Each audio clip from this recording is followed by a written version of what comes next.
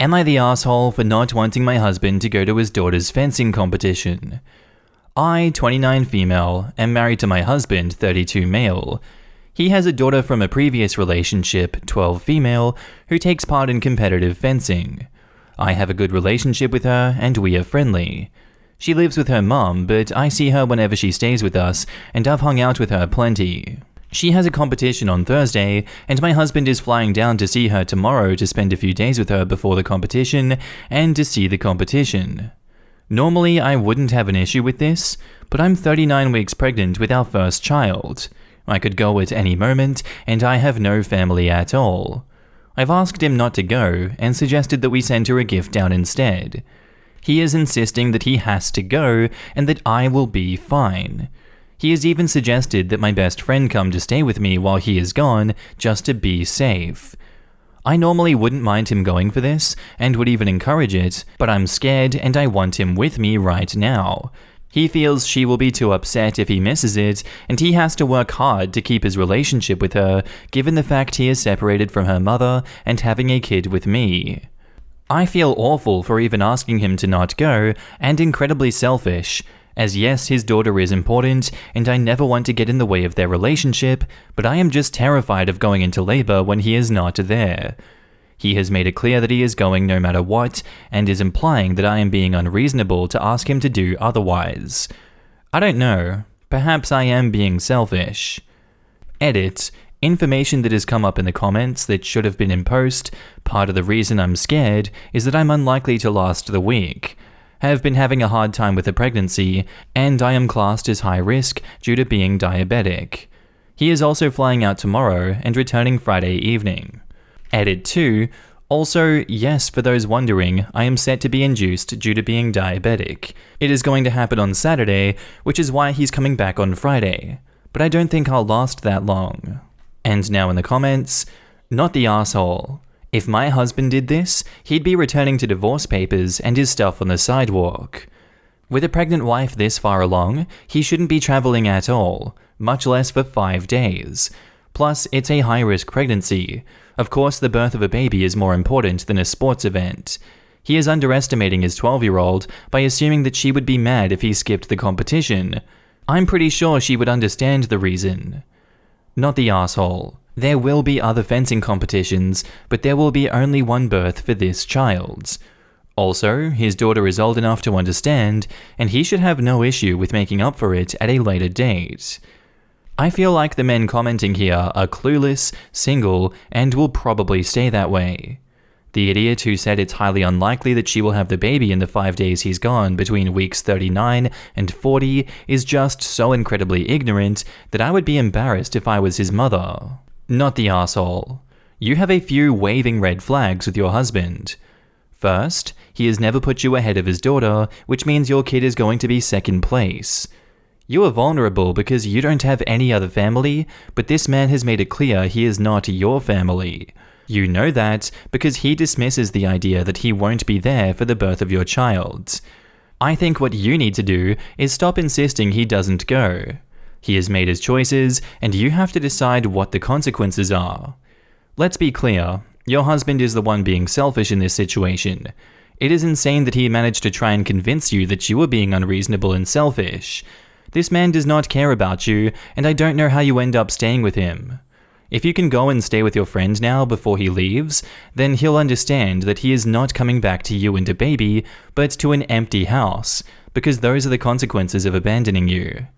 I know some people will see that as extreme, but honestly, read this post. What kind of relationship can you have with someone who never has to be there for you? You will always be keeping score and comparing what he does for his daughter versus yours, and I guarantee your kid will get the short end of the stick. Protect your child from the damage this man will do to them. And now onto the update. Hey everyone, I want to thank everyone who commented on my initial post. Your comments were very helpful, and my doctor ended up deciding that I needed an emergency C-section on Wednesday. My best friend is an absolute saint and went with me to the hospital. She wasn't allowed in the room, so spent that entire time trying to get in touch with my husband. We only managed to get in contact with him after our daughter was born. Once he knew she and I were healthy and fine, he didn't want to fly back. He said we were fine now and the competition still hadn't happened, so there was no point in upsetting his daughter and he would be flying back on Friday anyway. I was rather worn out and numb at this point, so didn't argue, though my friend called him every swear word she could think of. What hurt the most, though, is that he didn't ask for a single picture of our daughter or to Zoom to see her. On Friday morning, he told me he'd be missing his flight back as he felt under the weather and he didn't want to risk it being COVID and bringing it back. I admit this kinda broke me a little, and when I asked him if he didn't want to come home, he told me I was being ridiculous. At this point, I had enough and told him to come back whenever he felt like it, but I would be staying with my friend with the baby when I got out of hospital, as I needed to think about some things. She had been trying to get me to come stay with her anyway, so I knew it'd be fine with her. He simply told me that was fine and to come back when I'd stopped my hissy fit. I am done. Not once has he asked to see our daughter or even showed concern for either of us following the emergency C-section. I grew up in care. A mother alone is better than no one, and I know that firsthand. I am not going to try and make things work just for her sake. My best friend and her parents are currently at my home getting all my things and the baby things to move them to my friend's home. I've also decided on the baby's name. I wanted to name her Violet initially after my best friend V. My husband shot that name down immediately when we knew I was having a girl, as he felt it was an old lady's name. But honestly, I couldn't have done any of this without her. So yeah, that's where I am right now, in a whole lot of pain emotionally and physically, but I have my little girl in my arms. I will likely be talking to some lawyers soon to ask what to do going forward. Thank you again to everyone. You have all helped a great deal. And now in the comments, firstly, congratulations on your baby. So glad Violet, gorgeous name and not at all an old lady's name, is healthy. I wish you both happy healing and that she sleeps well and long. Secondly, I'm so sorry that your husband has shown you who he is and where his priorities lie. Violet does not deserve an asshole who doesn't value her the same as his other children, nor do you deserve that in a partner. Thirdly, good choice getting a lawyer. Regardless of how you choose to move forward, the lawyer can explain your options. What is going to look best to the courts, i.e., do the judges locally like to see an attempt at counseling, what level of visitation will be favorable, but not set an expectation of a custody agreement you don't want, etc. Best of luck to you and your baby, and support to you and the people around you. I hate to say this, but he was actively avoiding you. It wasn't as if he was at the game already and couldn't hear the phone. No. The game had not even started, and he knew that you would want to contact him while he was away. So he decided that neither you nor your daughter was worth his time when the both of you needed him the most. I hope you pull through this even stronger than you are. He definitely does not deserve you nor your daughter. Honestly, divorce him. There is literally nothing that can be done. He could have gone to 1,000 future competitions for his daughter. He can never go back to your daughter's birth. The only way to move forward is to forgive him for doing the most stupidly selfish thing ever. He has been rude, vile, inconsiderate, and generally horrible. It sounds like you have a good support system. You should stay with him until he respectfully apologizes with full emotional competence for what he did wrong at the very least. I'd probably just dump someone solely for calling my completely justified emotions a hissy fit. Even if the emotions aren't justified, that's still a really shitty way to talk to your partner.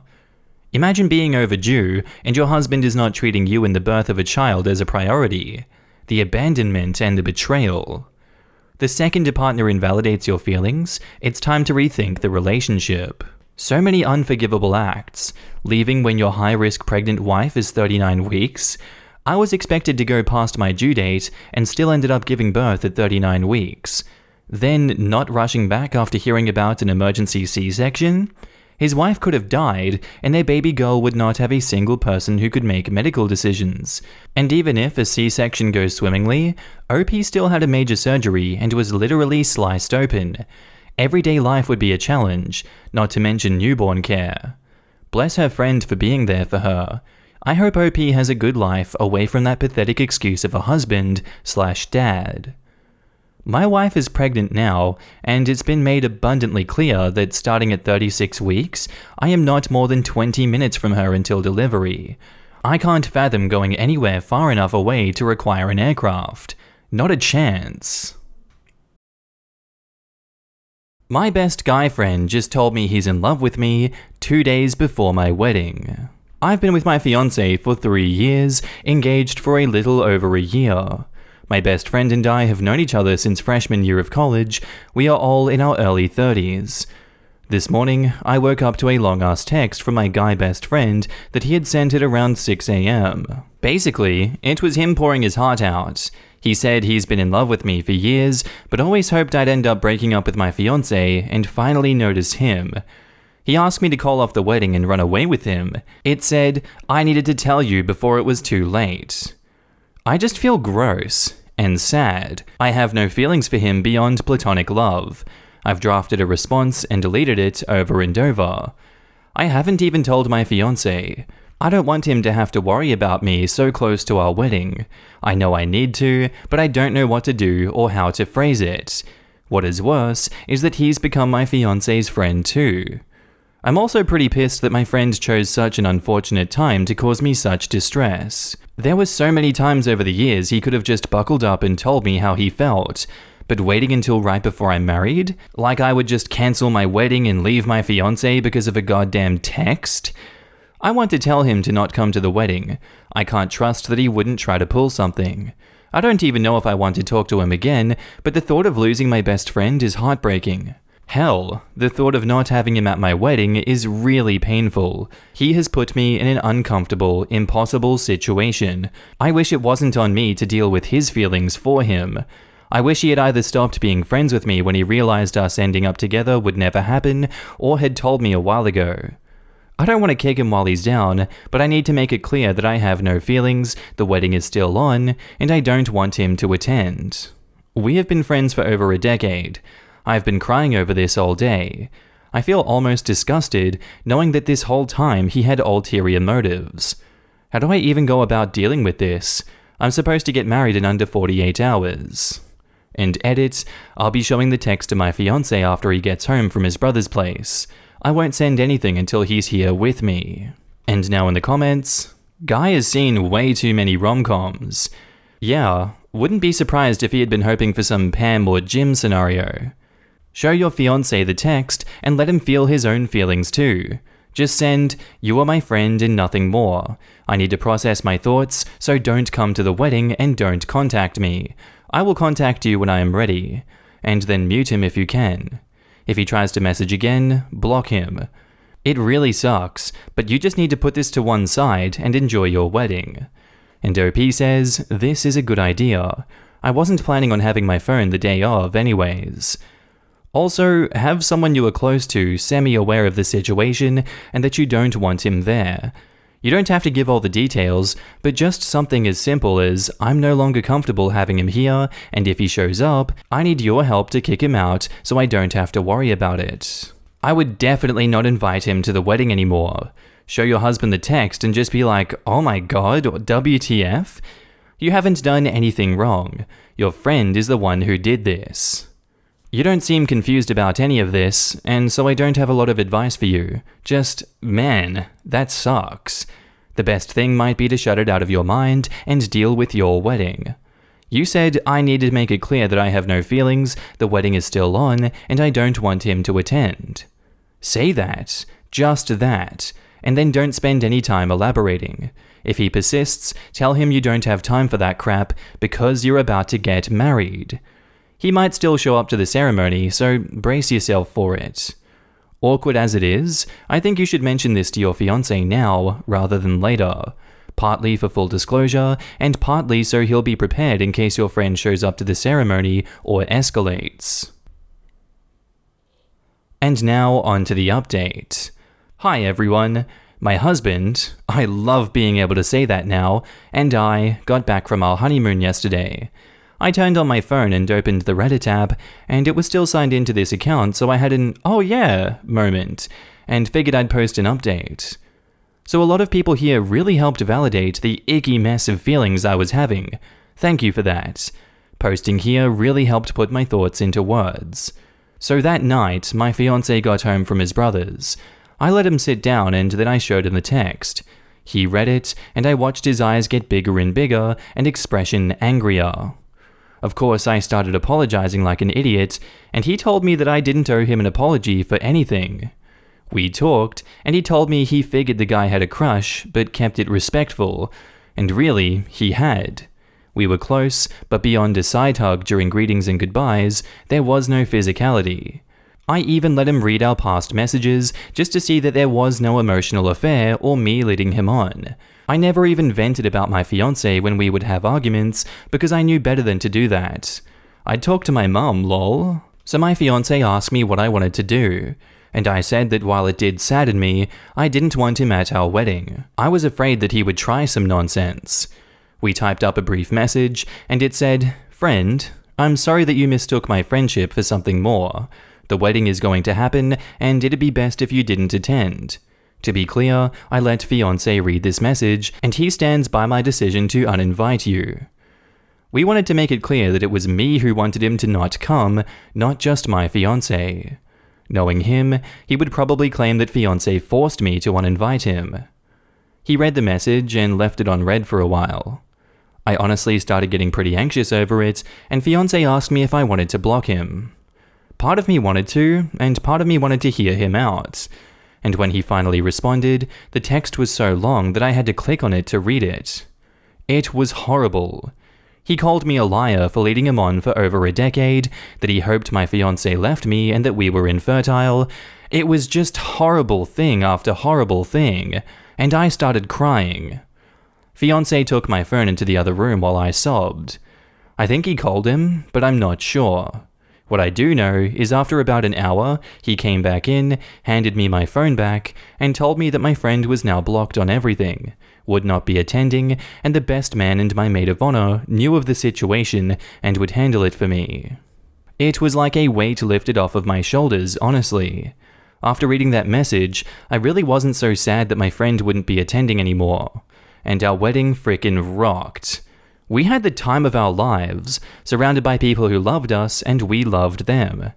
It still feels like a dream, to be honest, and if friend tried to show up, I never heard anything of it. I guess that's the update. It's not nearly as dramatic and crazy as what people hoped for, I feel like, but I am happy. And now in the comments, you were engaged to someone else, but he thought you were leading him on? Probably a good thing he showed his true colors. It makes losing them from your life an easy decision with no guilt.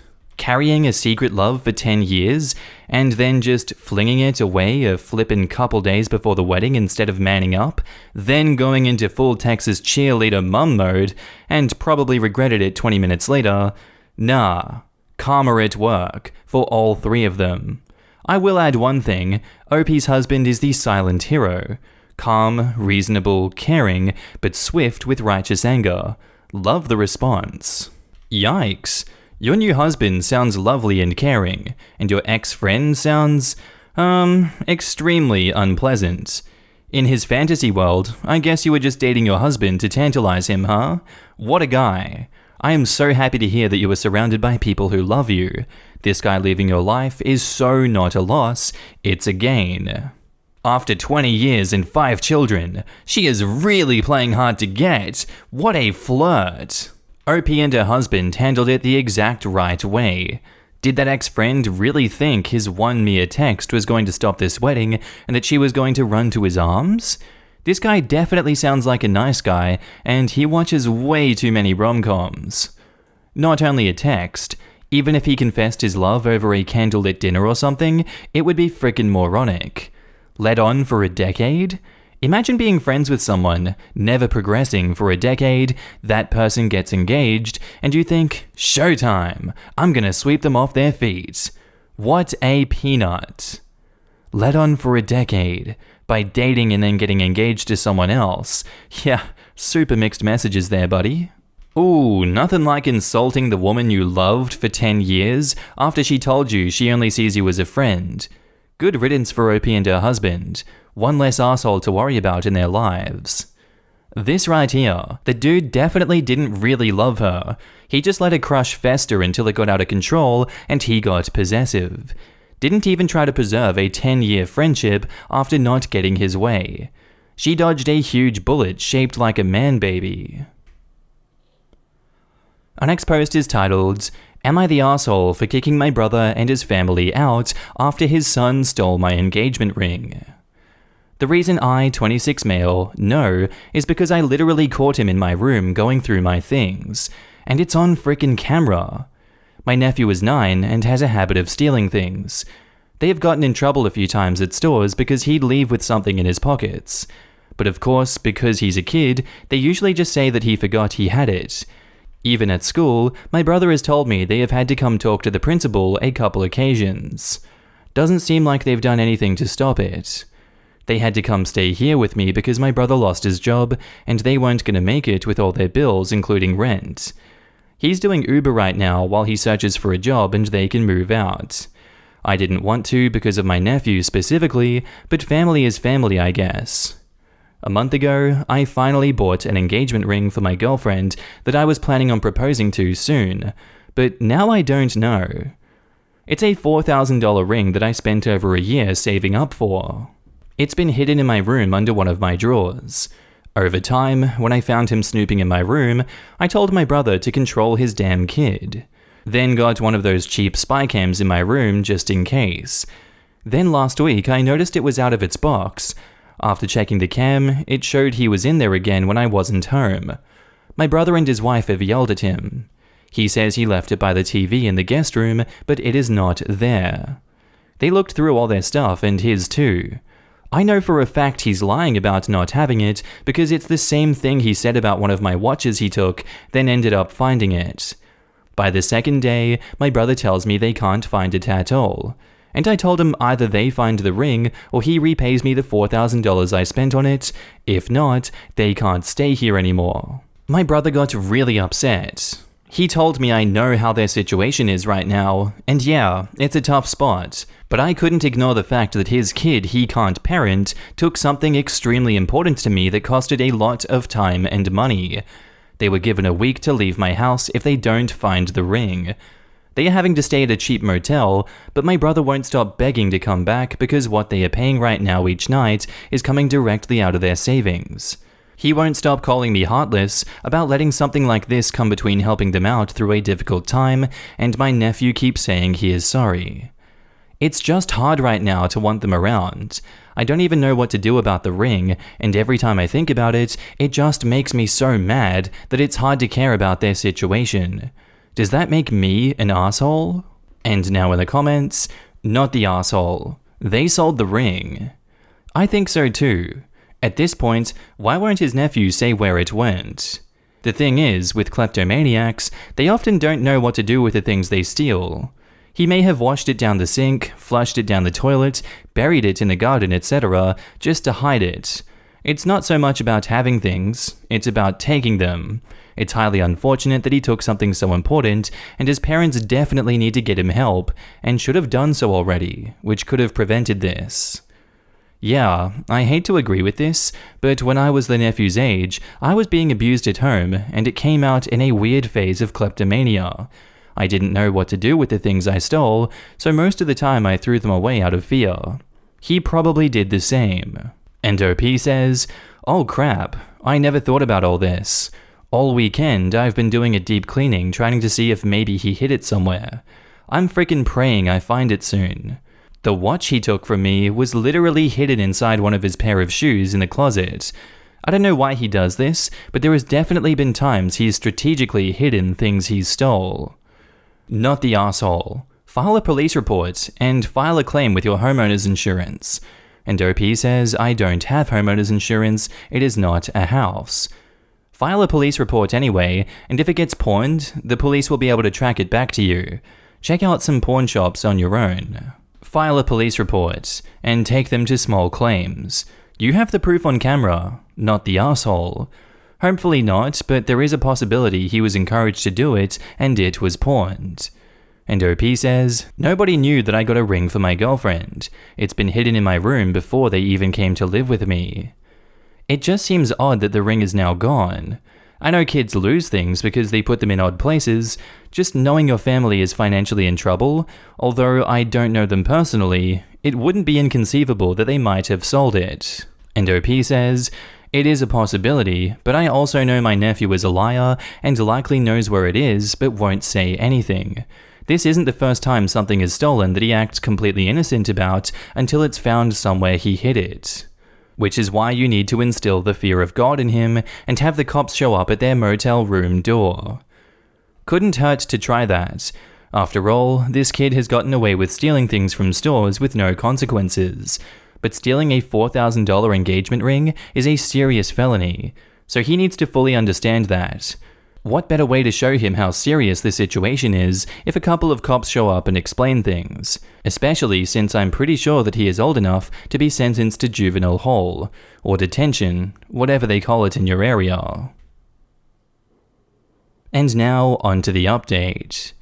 So many of you have asked non-stop for an update. Sorry it took me a while to log back on, but lots of stuff has been going on. Yes, I found the ring. It was a stressful day doing a deeper search of my house, trying to think like my nephew, and looking in places where I think he'd hide something if he really didn't want it to be found. And the decision was, if it really wasn't found, and my brother wasn't able to get him to talk, or they wouldn't be able to pay back what I'm owed, then the police would get involved. He did beg me not to, but I told him then you better pray I find it, or you come up with the money to pay me for it. I guess both our prayers worked, because guess where I found it? In the frickin' sink. The sink. And thanks to the comments who told me to look in those places. I don't know what I would have done otherwise. It was the sink that was in their guest room. I'm glad he didn't just throw it away. You guys don't know how frickin' relieved I was to find it. It took some work to remove the P-trap under the sink to get it out, but I was just so happy to find it. Same night my girlfriend, fiancé, wink, got back, I proposed to her and she said yes. After a romantic dinner, just the two of us at home, the plan was to wait, but after all this crap I thought F it, I'm proposing ASAP before anything else happens. After my brother heard about me finding the ring, he thought this meant they could come back. I said no. He wanted to argue about this again, and all I told him was he's lucky I haven't gone to the cops since there was already video evidence of his son taking the ring and there is no way I'm letting them back in when my nephew wouldn't even say what he did with the ring. I talked with my nephew myself after I found the ring, but he just said he didn't want to tell anyone because then I'd be mad at him for hiding it. Honestly, I just don't have the energy for them anymore. His problem is their problem, and hopefully they get him help before it's too late. Only thing important to me is my fiancé and I starting our lives and planning our wedding. Thank you Reddit for your help. Seriously, you guys were my lifesavers. Edit to add, I just received this news after already submitting my post for approval and just wanted to add because I'm so happy, but girlfriend also informed me she's pregnant. She found out while she was on her trip and was waiting for a good time to tell me. Not related to the post, but I don't care. I'm gonna be a dad. And now in the comments, the fact that the kid refused to tell you where it was and his parents refused to make him means you were absolutely in the right and would be crazy to let them back in. Little brat is gonna end up in prison if his parents don't wake up. Exactly. If he is stealing, lying, and manipulating people to this level at 9 and his parents do nothing but enable him, imagine where he's gonna be at 19. It wasn't in the sink, it was in the drain pipe. Oh my god. I'm so happy for you that you found the ring and got your brother's family out. Amazing update. Yeah, thank goodness he didn't flush it down the toilet. Congrats on finding it and not letting the thieving trio back in. Make sure to keep the video, and also make sure to inform your family you kicked them out because they stole several times, and you have the last one on tape, before they start the waterworks telling everyone how you made their little angel homeless out of greed. Also, I'm assuming that they won't be getting invited to the wedding after what they've done. Family will need to be told why. I can imagine that gut-clenching feeling when an item you saved an entire year for goes missing and the person responsible won't say where it is. I don't blame him for kicking them out. especially when you have a kid known for stealing living in your home.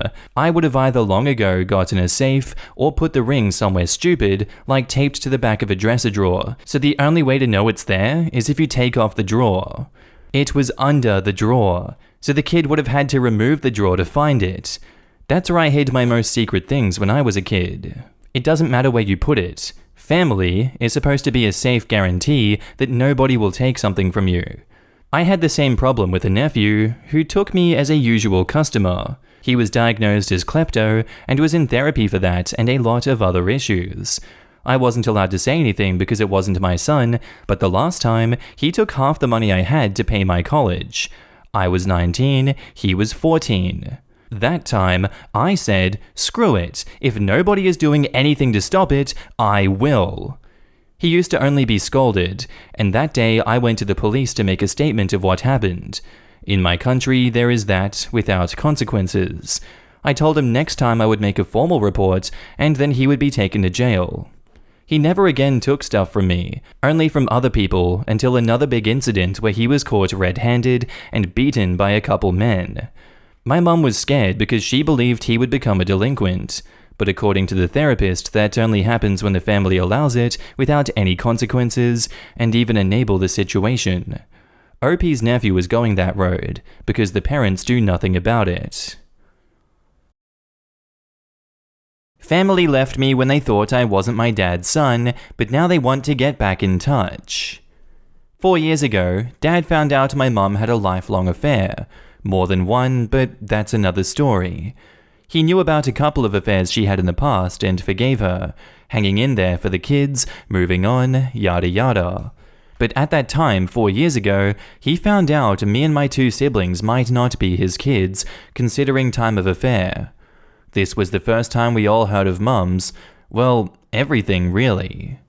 There was a whole DNA thing, and it turned out my siblings were my dad's, and I was not. Cool, right? So Dad leaves Mum, divorces her, moves out, takes both my siblings with him, not me though. I stay behind with Mum, who hits a new low finding herself alone, and we both become pretty much outcasts as far as most of the family is concerned. My older brother was particularly mean to me.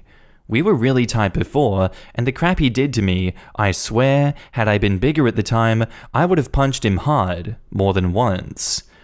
I don't want to get into details because I can't since I could be recognized, but stuff happened and I got DNA again, and as it turns the F out, DNA number 1 was messed up and I am my dad's kid. Now, I don't need legal advice on this. Grandpa is the man, always had my back, we got a lawyer and are looking to settle. But Dad wants back in my life.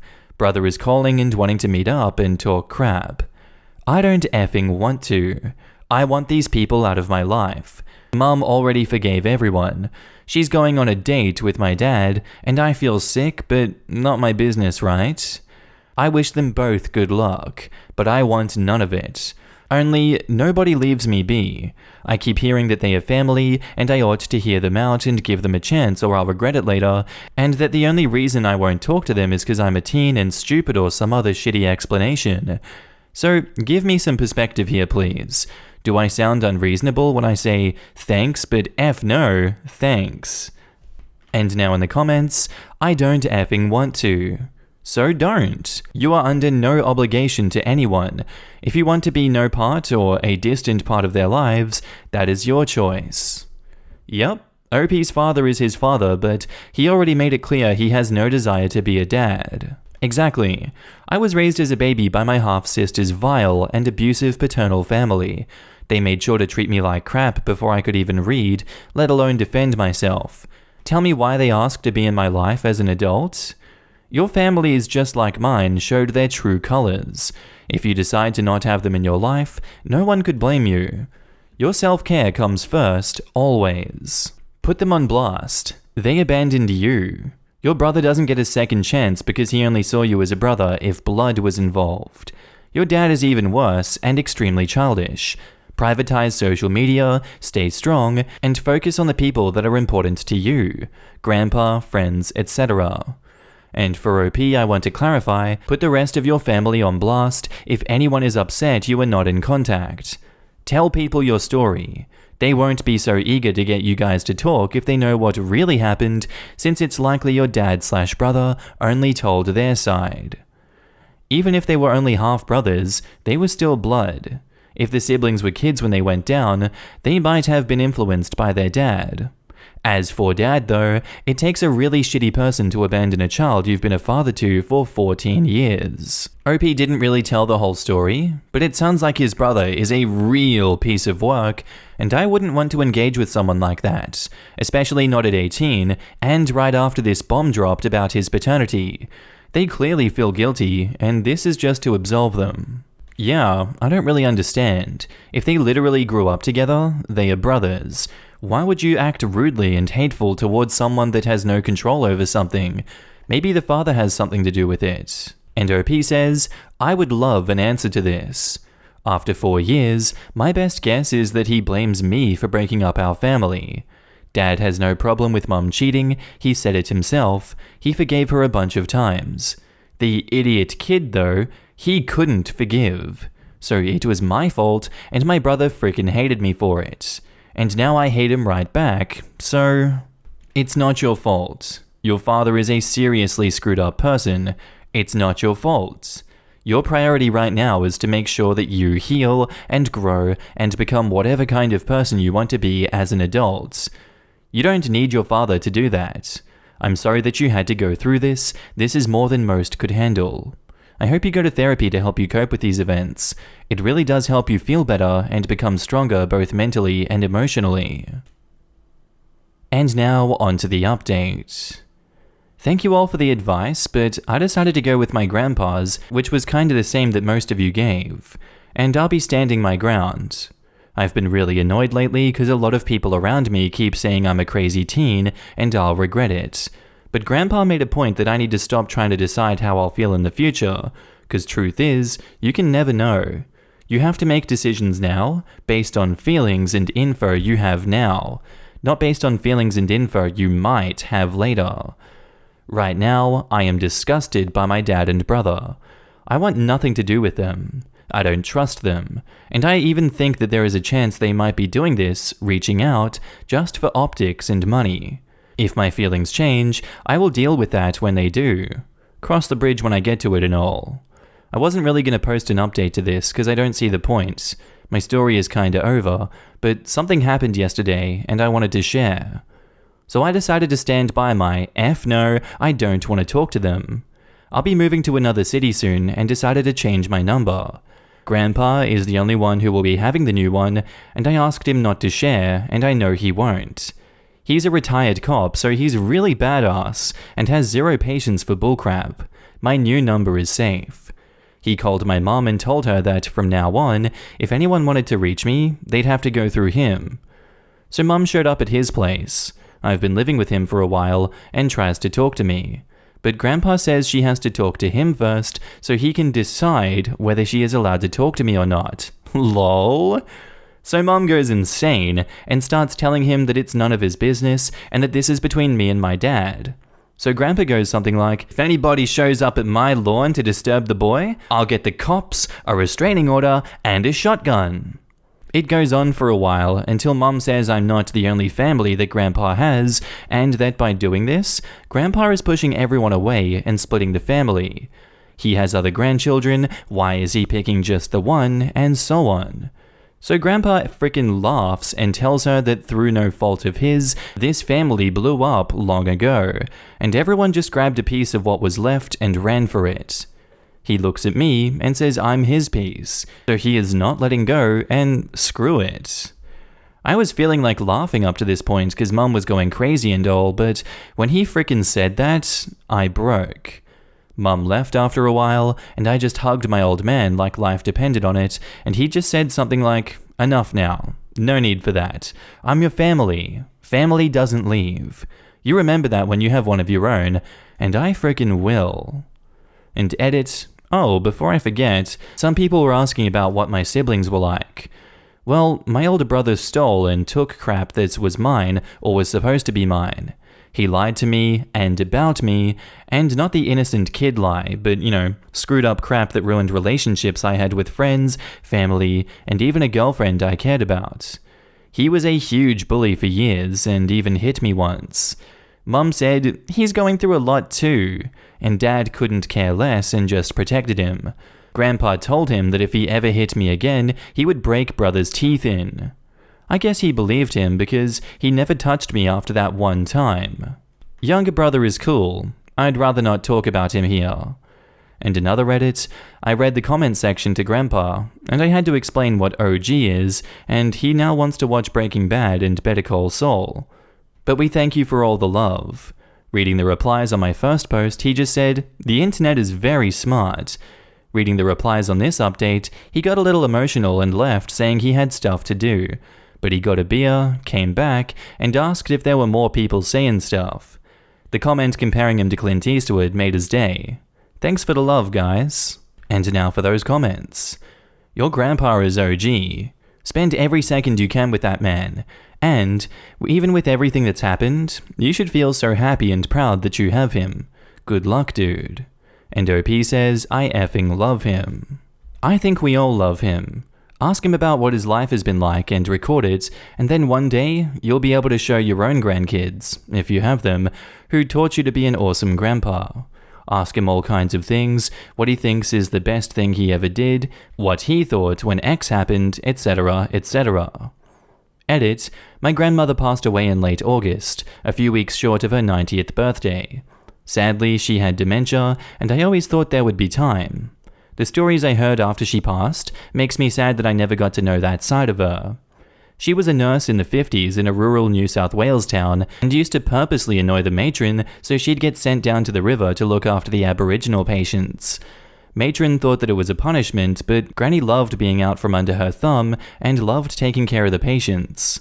Even years later, she still loved Aboriginal art. I'd love to know what her memories of her own grandmother were. Isabella Emma was the postmistress and had a nice splashy divorce, but remained a respected member of society. Helped that hubby had already picked out her successor. There's so many things I wish I knew. If your grandparents and parents are alive, start interviewing and recording their memories now, even about the silliest things. Your grandpa is not only a badass, he is incredibly wise. You're lucky to be his piece. And OP says, I am, yeah. Beautiful update. Someone was cutting onions when I read it. One slightly morbid thing, make sure your grandma has an ironclad will, power of attorney, and whatever you need to make health and well-being decisions when that time comes. People like the family you've spoken about harbor resentment, and it festers. It often comes out when someone is too ill or old to defend themselves. When the time comes, you want to have everything in order and the power to protect your grandpa just like he has protected you. And OP says, hey, thanks. Yeah, I suck at storytelling, so plenty of details were left out. But as I said, most of the family pushed us away a few years back, but not all family. I got an uncle who's a stand-up dude. Grandpa's oldest, he's in charge in case anything goes wrong, and I'm actually moving to the city that he lives in. He got me a solid job working with him for a while. But if anybody wanted to keep me from seeing the old man, I'd burn down a hospital, I swear to God. And if you thought that was enough, we have a quick little third update. It is an act of God that I still remember the password to this throwaway, but goddamn guys, people, you are not gonna frickin' believe this. I don't believe this.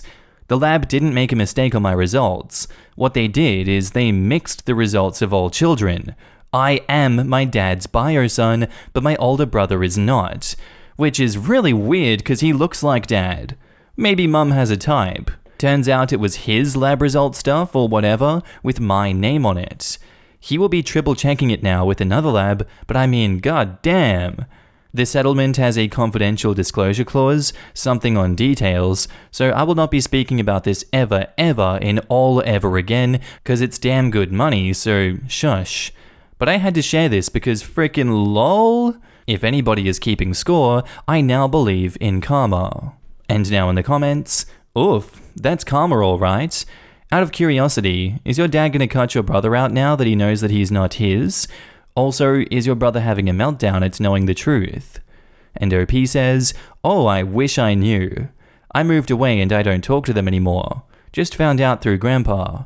I am, however, overcome with joy. Good for you, man. You don't need shitty people in your life regardless of your DNA status. I'm glad you got a settlement. Treating you like crap from 14 to 18 because he was told you were not biologically his son is a horrible thing to do to you. You were just a teen and you had no choice in the circumstances in which you were conceived. The 14 years leading up to that had to count for something in his heart, but he chose to ignore it. I don't think I could forgive him for that. My grandfather walked out on my father's family when my father was 13. My father never forgave him, although he eventually came to terms with it. They never attempted to talk to each other. It's weird. There was another relationship advice like this right before the holidays. Some dude found out that his 14-year-old daughter and 9-year-old son weren't his. The Reddit response wasn't just to peace out, but to burn the relationship with the wife and kids. And now I'm sitting here thinking how genuinely screwed up that is. I mean, yes, absolutely get a divorce, give up on his wife, but the dude has raised those kids for well over a decade. To them, that is their whole lives. He might not have been their father, but he certainly was their dad. The idea that he should drop those kids like a sack of bricks because their mother was a trash human being just didn't sit right with me. It's interesting now to be seeing someone sitting on the opposite side of that relationship dealing with that impact. That's gotta be a rough situation. Oh man, I would love to know the brothers and dad's reaction to this. Reasonable me wants them to learn their lesson, petty me wants them miserable. Here I am, both. I want them to learn their lesson while being miserable. Our next post is titled, Oregon. I accidentally created an army of crow bodyguards. Am I liable if my murder attempts murder? To make a long story short, I'm a late 20-something living in Portland, Oregon. I had a pretty intense emo/goth phase as a tween that I thought I had grown out of. A couple of months ago, I was watching a nature program on our local station about crows. The program mentioned that if you feed and befriend them, crows will bring you small gifts. My emo phase came back full force, and I figured that I was furloughed and had lots of time, so why not make some crow friends? My plan worked a little too well, and the resident 5 crows in my neighborhood have turned into an army 15 strong. At first, my neighbors didn't mind and enjoyed it.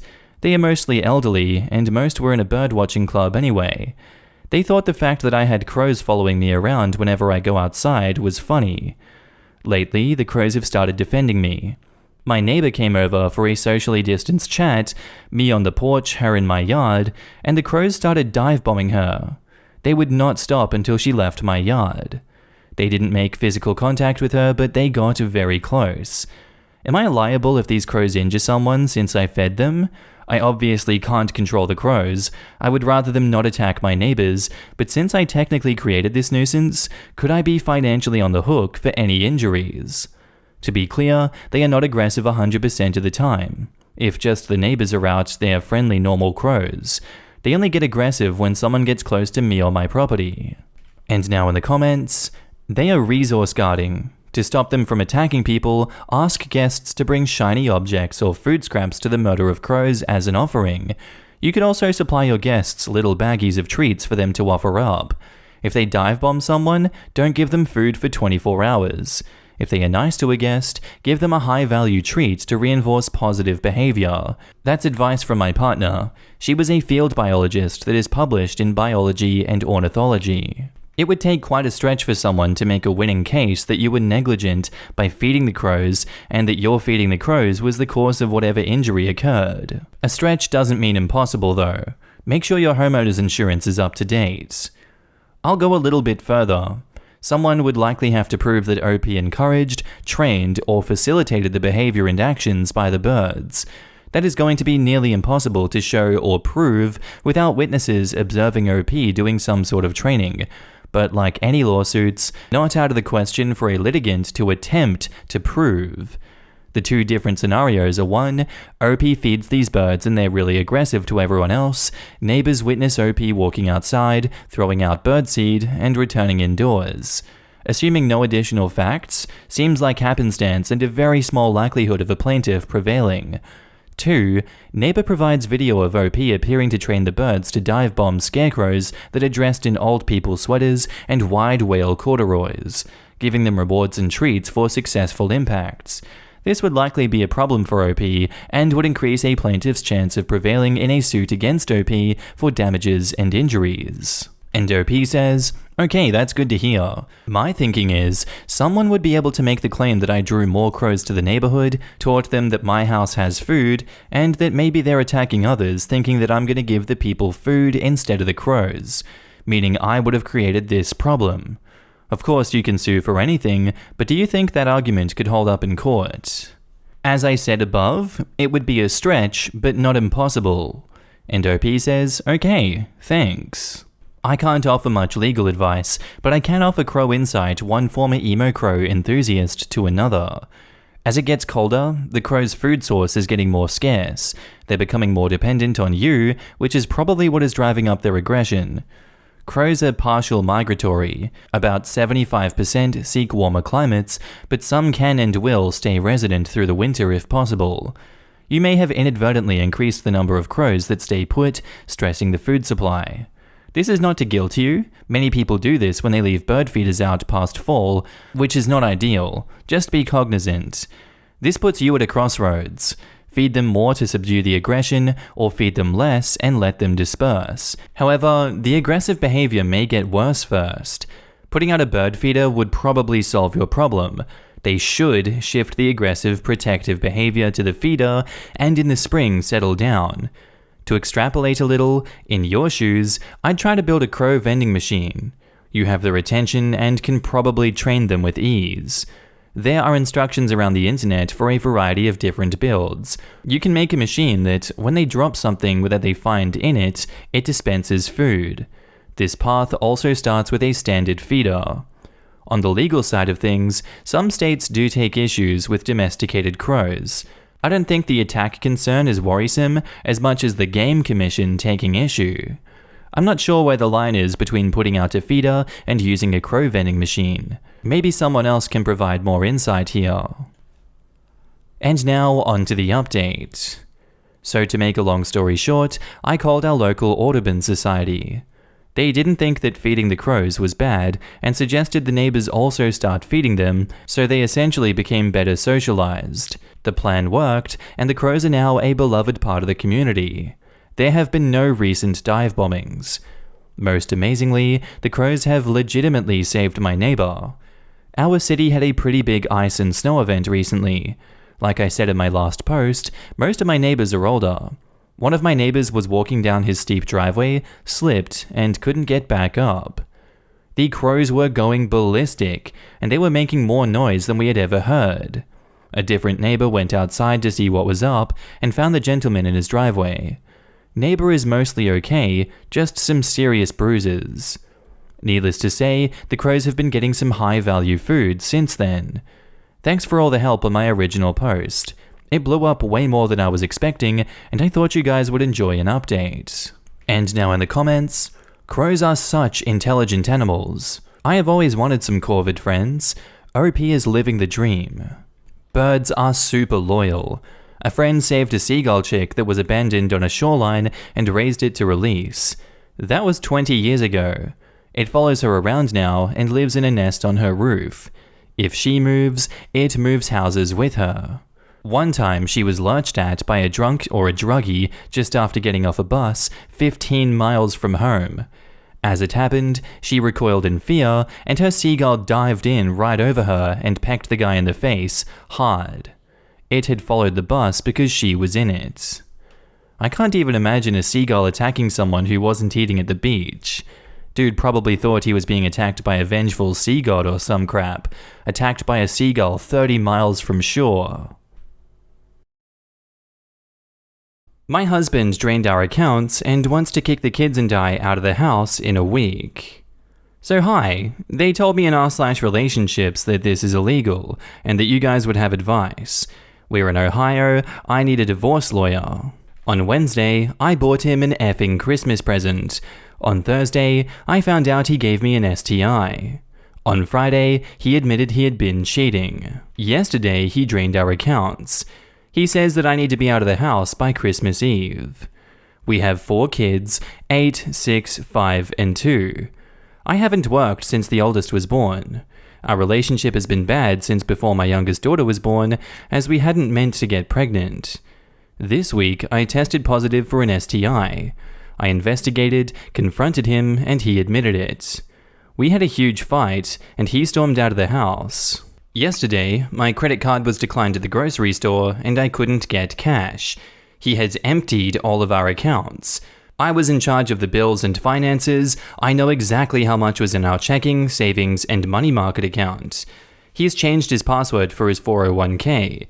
He didn't respond to my frantic texts all day, but just sent me an email saying I had a week to get myself and my kids out of his house, and I had better get a job or go back to my parents if I expect to feed them. We bought the house together before the kids were born, and I paid half of the down payment. I have no money or credit cards, so I can't even get a lawyer. I am sitting here staring at a Christmas tree, crying, and wondering if I'll have to return my children's presents for food.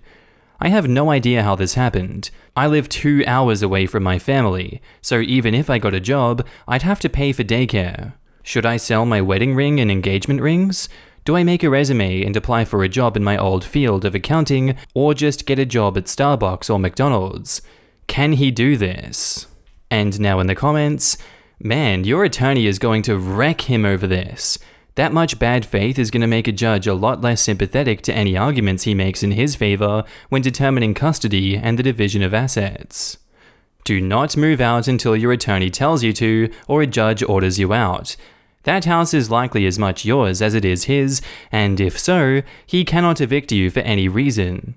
If you have the money, get an attorney now and start the process of getting an emergency support order. He doesn't get to leave you high and dry like that. If you can't afford an attorney, or if he's taken all the money you might use, call around anyways or get in touch with legal aid. The good news? In most every state, if not all, what he's doing is against state statute. The bad news, as we're in a holiday period, unless you find a lawyer who knows a judge and can convince them to give you an emergency hearing, nothing can be done about this until likely after Christmas. I would definitely start looking for lawyers this week. You do not have to leave when he says you do.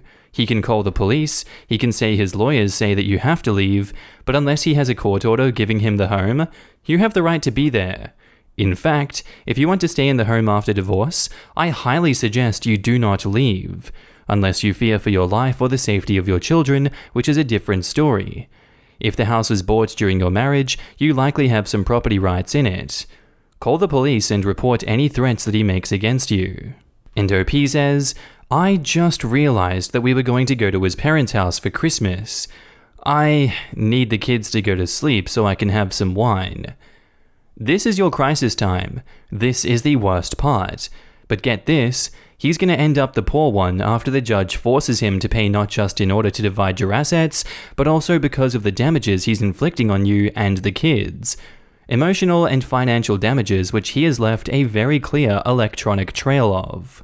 In the short term, you absolutely do not have to leave, and will eventually get access to the money that was in the joint accounts, and likely an equal split of the equity in the house.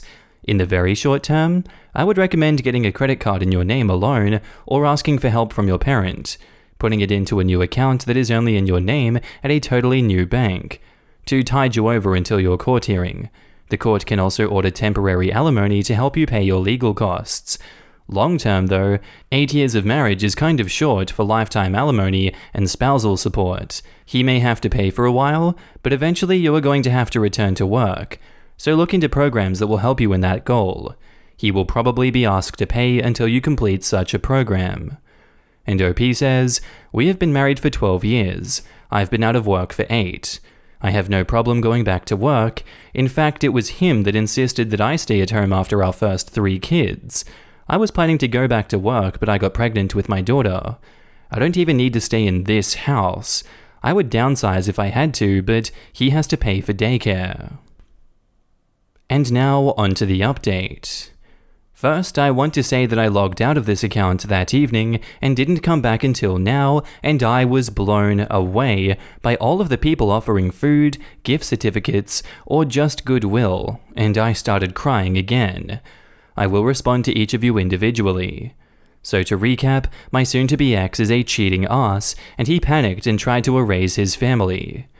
The update. This all happened on a Sunday, so there wasn't a lot I could do right then. I put the kids to bed and called my mum and cried. Then I called my mother-in-law, who was horrified. My in-laws came over that night with $200 in cash and a check for much more. My father-in-law didn't say much, but he did fix my bathroom door, which is how he shows affection, and muttered that he would fix this. I opened a new checking account at a new bank, thanks for this advice, with the check that my in-laws gave me. I opened a new credit card in my name.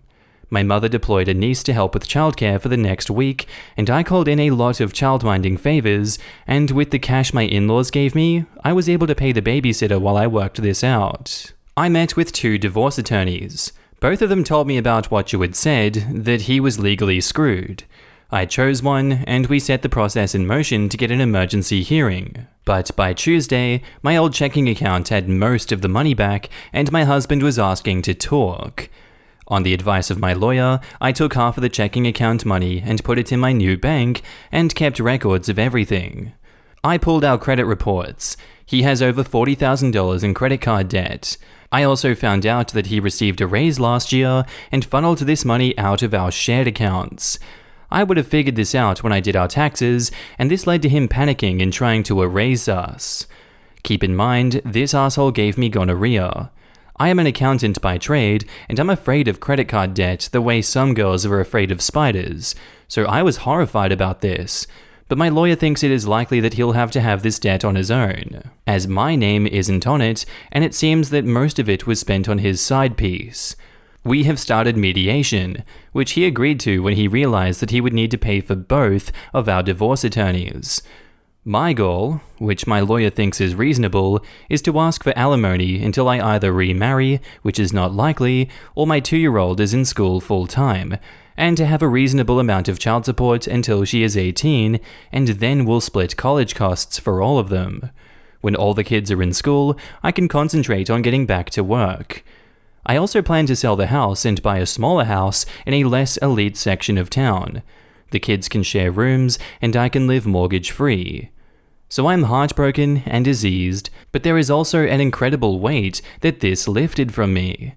Our marriage had been bad for so long, and I didn't even realize how unhappy I was, and how absent my husband was. It took my 5-year-old almost a week to realize that Daddy was gone. Everything is looking up. And now in the comments, so glad the husband is getting screwed, the dirty sod. What good in-laws Opie has and all her family rallying around her. Shows how much of a piece of crap the husband is that even his parents show up to support his soon-to-be ex. You know you done screwed up when your ex wins your parents in the divorce. It's like the time a dude that I've been dating dumped me in a way so douchey that I ended up with custody of his friend group. One guy messaged me to ask what the hell happened, so I told him, and all the friends ended up deciding they liked me better anyway. Jesus, I'm hopping mad for OP, and I don't even know her. I hope she and her kids do well, and I hope her cheating ex's dick falls off. I love the way that moron totally screwed himself. Hope things go up for OP from here. OP's soon-to-be ex has probably certainly tarnished the way his parents view him permanently. I can't imagine the feeling of finding out your son is not only a cheating piece of crap, but would do that to their own grandchildren. That is close to, if not, completely unforgivable to me. You don't F over your kids like that. What a garbage person. Men like this basically want a do-over. They leave their wives and children, take their money, and their ideal is that their families spontaneously disappear so they can continue on with their life with no baggage or reminders. They are psychopaths. I see you know my bio, Dad. Our next post is titled, How do I break up with my boyfriend for being dirty without offending him? I, 24 female, have been dating my boyfriend, 24 male, for 6 years now. We both live at home to save money. He lives in an apartment with his parents and dogs. Now, let me start by saying I love him and his family is so sweet to me, and I never would want to disrespect them or hurt their feelings, but I can't take being there anymore.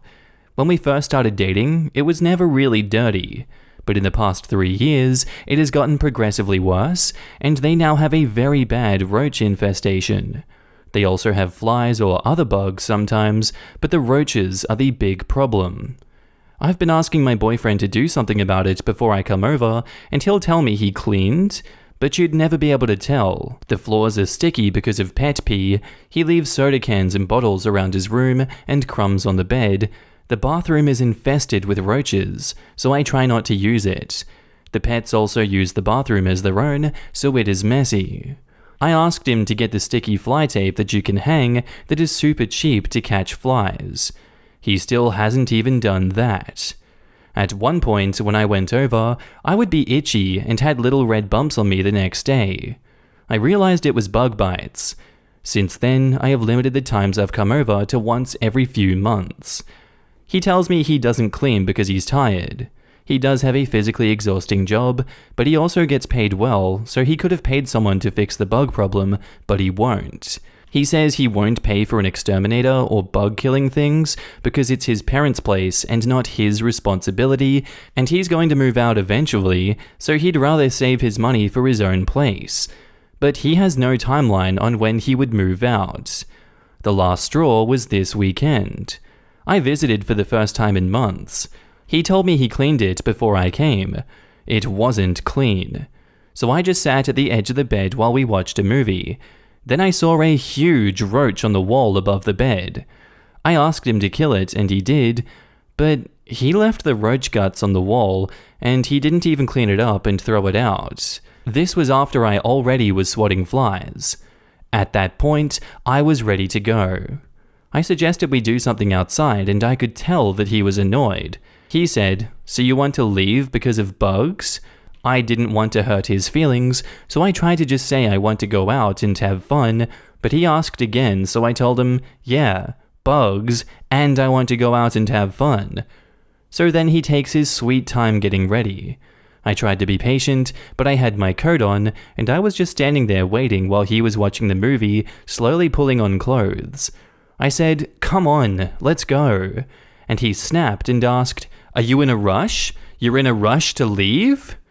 I just said no, but I'm just standing here in my coat, come on.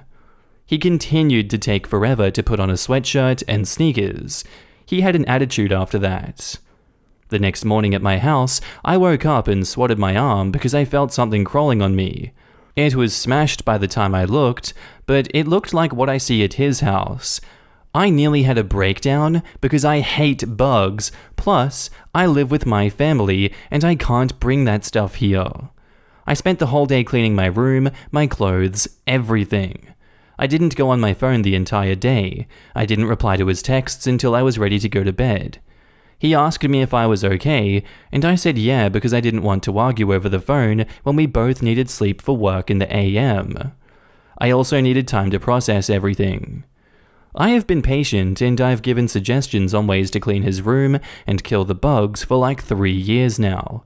I love him, but honestly, I just feel like he is so dirty, I don't know what to do. We already don't see each other often and book a hotel once a month to get alone time. I don't want to be intimate anymore if he is this content on being this dirty. How do I break up with my long-term boyfriend for being dirty? What do I say without being harsh? And now in the comments, being gentle with him won't help him. Rip the band-aid and just be honest. Whether he goes on to realize his problem or forever blame you, you did the right thing for him to the very end if you just stay honest. And OP says, I guess I have a problem being to the point when I know the words can hurt someone, but I will just be honest with him. This is a man who 100% plans on moving in with his significant other and is still acting like this. Because if he won't clean in these conditions, he won't clean when it's a new place. It's gross, he's gross, it is time to go. He doesn't want to grow up and you already are past him. As someone who once lived with a man, moved in with a friend and her boyfriend, it is sickening to have to live with someone who can't clean after themselves. OP, he definitely won't clean, and if y'all move in together, it'll turn into you parenting him and telling him to clean all the time. When I lived with my past roommates, the guy who was messy always left plates and utensils in his room, hated doing dishes, and always half-assed cleaned them. His shoes were always just strewn about the hallway, etc., etc. I'm thankful I didn't have to share a room with him. We also had roaches, due to living next door to the river, and his uncleanliness definitely didn't help at all. Not fun. Oh honey, you deserve a normal, clean, hygienic life where you can relax without insects crawling all over you. If you were to live with this man, your life would be reduced to servitude. I know because I spent 6 years of my life sweeping, scrubbing, wiping up slime, picking up trash, washing skid-marked laundry, and fighting clutter created day after day after day by my former partner. A man who grew up in filth like that doesn't even know what a normal home is like. His behavior when you asked him to clean shows that he will never change. My partner was fun at first, but I grew to hate him as the time I could have spent on hobbies, social events, friendships, or other worthwhile pursuits was eaten up by the never-ending fight to maintain decent living conditions. I could see, as the years passed, that my life was slipping away into despair at the constant battle against filth. Think about how you'd truly like to live and let go. And OP says, "Thank you for being so kind but realistic and sharing your story. It really helps put things into perspective." Oh my god, your description of his place made me so queasy. How on earth did you last 3 years? I would have been out of there in 3 seconds. Yeah, I definitely think you should break up with him. I mean, it is absolutely disgusting. But you do have to be honest with him. It will probably hurt his feelings, but he has a serious problem that he needs to deal with. Let us know how it goes, and for the love of God, please do not ever go back to that hellhole of an apartment. And now on to the update. So, I broke up with him before the post got as many replies as it did. I called him and let him know how I felt about the situation, and that it's best if we're just single and focus on ourselves right now. He said he understood, and it was a quick call. He texted me right after, saying he wished I told him how I felt while I was there, instead of waiting. I told him that I did tell him I was ready to go because of the bugs, and he caught an attitude. He apologized for responding the way he did, and said he was just embarrassed, especially since we already hadn't seen each other in over a month, he wanted to spend more time with me, etc. I let him know that I do feel where he's coming from, but if after 3 years he can't even bother to get a fly strip, I can't just take his word that he'll do better anymore. I blocked him, and this is the longest we've gone without speaking. 1 week today. I don't have bed bugs, plus I haven't seen another bug since that morning. I still deep cleaned my room to be sure. If anyone is curious, it was small, plus black, plus maybe grey. It kinda looked like the middle one in this picture. I only have him on Facebook for now, but we haven't spoken to each other. I told my closest friends that we broke up. I didn't tell them how bad his apartment is, just that I've asked him to do something for a few years now, and he hasn't followed through. I've been throwing away small sentimental items he has given me, like 1 to 2 a day, so far, and it's helping. My friend's birthday was over the weekend, so we went out for dinner and drinks, and it was great to go out with the girls. The timing was impeccable, I had a great time. Right now, I'm learning how to be single, especially single as an adult in her 20s. I'm the girl that's always been in a relationship in high school and college, so it's a huge adjustment. I know how to be alone, doing things on my own, being content when I'm by myself, and going out by myself, etc., but being single is completely different. Thinking of dating again seems pretty scary right now because the last standards I had going into a relationship were for teenage me. People in their 20s are often open to visiting someone's house and getting intimate soon, etc. I'm not interested in taking that route, plus feel that it comes with a big safety risk. I don't see myself dating for a while, but I'd appreciate any tips on being single, safe, and eventually dating again. And now in the comments, that sounds like a carpet beetle. It's a pest to be sure, but nothing close to as bad as bedbugs. They are not a threat to you directly because they do not bite, but the larvae can cause rashes and irritation. They are, however, a threat to your natural fibers because the larvae feed off of wool, silk, cotton, and leather. I was in non-stop relationships from 14 to 25. One of my friend's mums actually told me, "Yikes, sounds like you need to be single for a good 1 to 2 years to decompress after all that." And she was 100% right. It was a process. learning how to be comfortable, fill the silence, rely on myself, etc. The best thing that worked for me was creating and sticking to a schedule. Exercise daily for 1 hour, Sunday is laundry and house cleaning day, Monday is grocery shopping day. Tuesday I cooked dinner for myself and would invite a few friends to come over. Wednesday and Thursday nights were to myself to watch a movie and catch up on shows. And Friday and Saturday were dedicated to having plans with friends, usually organized a week in advance or more. And worst case, have folks over. Stay busy. Don't date. Don't even show interest. It's too tempting to get back into a relationship so you don't feel lonely, but it won't help you long-term being confident with yourself. Right now, work on being your best self. So in a year, you are 100% and ready to attract a partner who is also 100% their best self. Don't get into a relationship and expect to become your best self later. Self-improvement happens on your time, not someone else's. And OP says, sounds like your friend's mom would tell me the same thing. This is really helpful. Thanks. One thing I did was get pretty into the law of attraction. I dove into work, got ahead in my career, and it made me have much higher standards.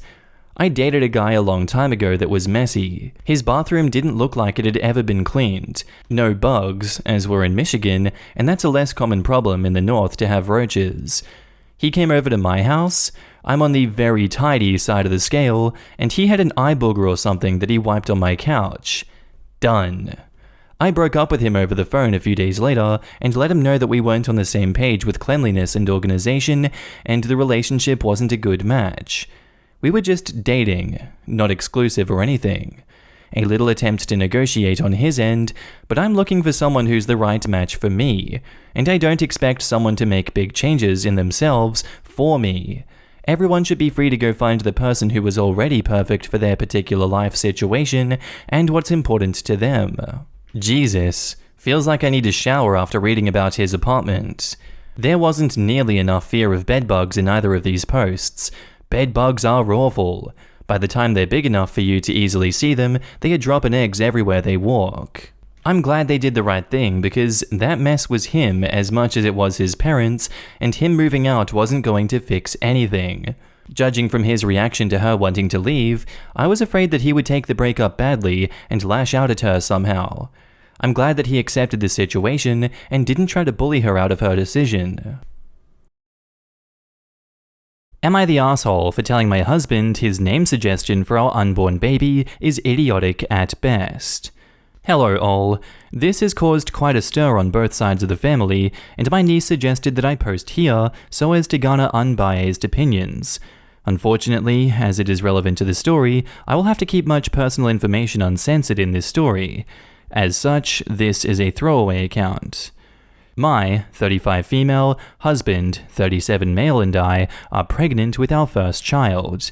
We are overjoyed as we have struggled with perceived infertility and miscarriages for the last decade. We want the gender to be a surprise, but may have to find out to settle this. I am currently at the tail end of my second trimester. Now, my husband absolutely idolized his grandpa, who unfortunately passed away last week. My husband is devastated, especially about the notion that his children will never meet their great-grandpa, who their father adored so much. As such, my husband has suggested that we name the baby after Grandpa. Theodore if it's a boy, Theodora if it's a girl. Either way, we will either call them Teddy or Theo/Thea, respectively. It's not that I mind the name, the issue is that our last name is Bund, pronounced Bundy. I asked my husband, do you really see no issue with naming our kid Teddy Bundy? You don't think that would raise any questions? He says no. He's just honoring his grandpa. I told him he needs to think about how we will be perceived, how our child will be treated, and the implications that that name inherently carries. I literally had to spell out why that would be a horrible idea, and he still thinks I just hate his grandpa. I told him no. Grandpa was named in 1930 when the name Teddy Bundy wouldn't have been a problem. However, since certain events in the 70s and 80s, there is no feasible way we can give him this name to our kid and not cause issues. He kept pushing and pushing until I blew up and told him to stop with the idiotic suggestion, and that is what it is. idiotic at best, sociopathic at worst. He got extremely upset and told his family and my parents, who are divided. His family is obviously on his side and wants to honor Grandpa via naming the baby after him. My parents are torn, but on my side, as they understand the social pariah that we would make our child by giving him such a similar name to the person who did such abhorrent and downright evil things to so many women. I mean, personally, I don't think anyone is just going to assume that we are honoring a past loved one.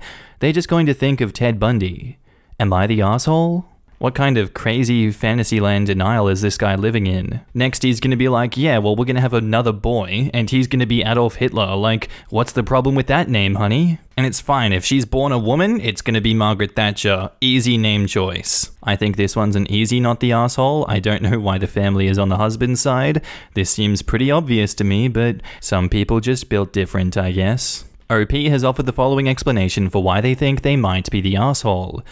I might be the asshole because I rudely told my husband that I didn't like his name suggestions due to social implications around the name, even though our baby would be named after someone we loved very much. Now in the comments, not the asshole, please do not name your kid, in effect, Ted Bundy. Literally ignore everybody encouraging you to name your kid Ted Bundy. Lol? Anyone encouraging you to name your kid Ted Bundy may in fact be an in-the-closet murderer. The answer is easy. You and your husband change your last name to your maiden name. No more issue with Teddy unless your maiden name is Ruxpin. Hey, it's not like any kid is gonna know what the hell Teddy Ruxpin is, unlike Ted Bundy, who will stay infamous for decades at least. Not the asshole. I have a friend who has a very similar name to a well-known serial killer. He has to wind up basically apologizing for his name wherever he goes, even though he has absolutely no relationship to the guy. It's pretty sad. There are many ways you can honor your husband's grandfather without giving the baby such an unfortunate name. This is my friend, John Wayne Gacy. We're also friends with Charles Mason. Not the asshole. If your last name is Dahmer, you probably stay away from Jeffrey. I share the name of a famous athlete in the state that he played college ball. I was 8 when he became famous, so I wasn't named after him. Just coincidence. It comes with its own issues, nothing too bad. Outside of people thinking that I'm him, finding my address by typing my name into Google, and then they stop by my house, it's happened twice. I couldn't imagine having to share a name with a serial killer. Not the asshole. Even if the name wasn't bad in this way, it takes 2 yeses for a baby's name. 2. Even if you simply didn't like the name, your no means no. How many people did it take to make the baby? 2. How many people will it take to raise the baby? 2. How many people get to decide on the name? 2. 1 no equals no. Not the asshole. Why does he love his grandpa more than his own child? I have bad news for your husband. Grandpa is dead and won't know the difference. The kid will, don't let him do it. Now back up to the post, we have some edits and updates. Edit. Just to say that you guys are all proving my point that Ted Bundy is clearly still an infamous name. There has not been one comment that didn't immediately make the correlation upon hearing my last name. That is exactly what I don't want to have happen to my child. Kids are dicks, and they're gonna find a way to be mean. Let's not just hand them the material. Edit 2, Bundy's full name was Theodore Bundy. That's where this problem is ultimately stemming from. When a teacher reads the name from the roll, be it Theodore or Theodora, they aren't going to assume a nickname, it's just going to be the full thing. Update and final edit. So I tried to make an update post, but I decided to just throw my update in here. Essentially, my husband stayed with his brother and sister-in-law for a night, and they talked it out. His brother was also very close with their grandpa, so I think hearing the same logic from someone grieving just as much knocked some sense into him. They explained why he couldn't just name his kid Teddy Bundy, and especially because we live in the western US, in one of the states where he operated and was also caught, imprisoned, and escaped. I don't even think it's legal to use that name. We spoke briefly on the phone before he came home, where I apologized for how rude I was when he kept suggesting the name. I explained that I was just stressed that he was seemingly overlooking just how bad it would be to have a kid with the same name as a very notorious serial killer, and I didn't feel listened to. He apologized as well, telling me that his grief was clouding his judgment, and that he also understands why we can't give our child Grandpa's name. While we did want to keep the gender a surprise, we felt like we had to look at the ultrasound to help hash this out. We are having a baby boy, and decided to give him his grandpa's middle name, Silas. Our son will have the name Silas Bundy. We also decided to go through with marriage counseling, as well as grief counseling for my husband. He asked me to attend, and I'm sure I could learn how to be more compassionate about his loss. I was never too close with my grandparents, so I'm trying to be here for him, but can't empathize as well as I could. All in all, this worked out. Thank you so much for everyone who gave their opinions. You really helped us out here. This will be my final update. I'm going to be deleting this account as I've already doxed myself enough, and I've been sent links to articles and videos that people have started using this story in. Once again, thank you all so much. This was such a wild thing that I honestly never thought would happen. But yeah, I'm so glad this has been worked through. Thank you everyone. And now for some comments. My sister thought Will was a good name for my firstborn. I said, they'll call him Willie. She thought that was fine until I reminded her my last name is Nelson. Up until my mom was in labor, she was set on naming me Indiana Jones. Luckily, someone convinced her otherwise. I would be less worried about the kid themselves, at least for the first 10 or more years of their life, and more worried about how the parents would be perceived. We just had, and still are, having a true crime moment in American popular culture. Other parents would straight up assume you named the kid after the serial killer based on like 5 TV shows about him that have streamed in the past few years. They're gonna think that you saw Zac Efron as a sexy serial killer and thought, I like the sound of that. They're gonna think that you are, at best, a true crime fan with a complete disconnect from the human cost. Which will, of course, have social consequences for your kid, as every parent sees his name, says yikes, and vows to have as little interaction with his parents as they can. This kid is going to forever be explaining how to pronounce that last name anyway, and at some point the teenage boy will say, Bundy, like the serial killer, ha ha ha. But I'm glad the parents worked out a compromise, and are also taking steps to improve some parts of their relationship overall. Parenting requires many compromises. It's good to learn how to do that well early. Our next post is titled, Hey Mom, my wife and I have lived together for a long time, and I'm very comfortable with food prep routines with her. However, we now have an adult man as a roommate, and I can't keep any food or drinks in the house long enough. Just for context, my wife and I are lesbians, and have never lived with men before. That's why this whole thing is annoying to adjust to. Neither of us eat very much, thanks to a combo of meds and eating disorder history, so food and drinks last a while before I have to make them again. For example, I made 3 gallons of unsweetened iced tea maybe 2 to 3 days ago. It's gone. I made 50 Uncrustable sandwiches and it lasted 2 days. I got a 12-pack of sparkling water and didn't even get any. We don't really cook here because between the 3 of us, we have sensory issues that make most bulk meals impossible to eat, and we all work multiple jobs. I've tried separating my drinks and personal food, and that works sometimes, but he's allowed to eat and drink. We split the groceries cost. I just literally can't make enough to last, and I am so tired of constantly being out of things I want. Any ideas? How to make more bulk things? Storage ideas for how to make more of anything at once.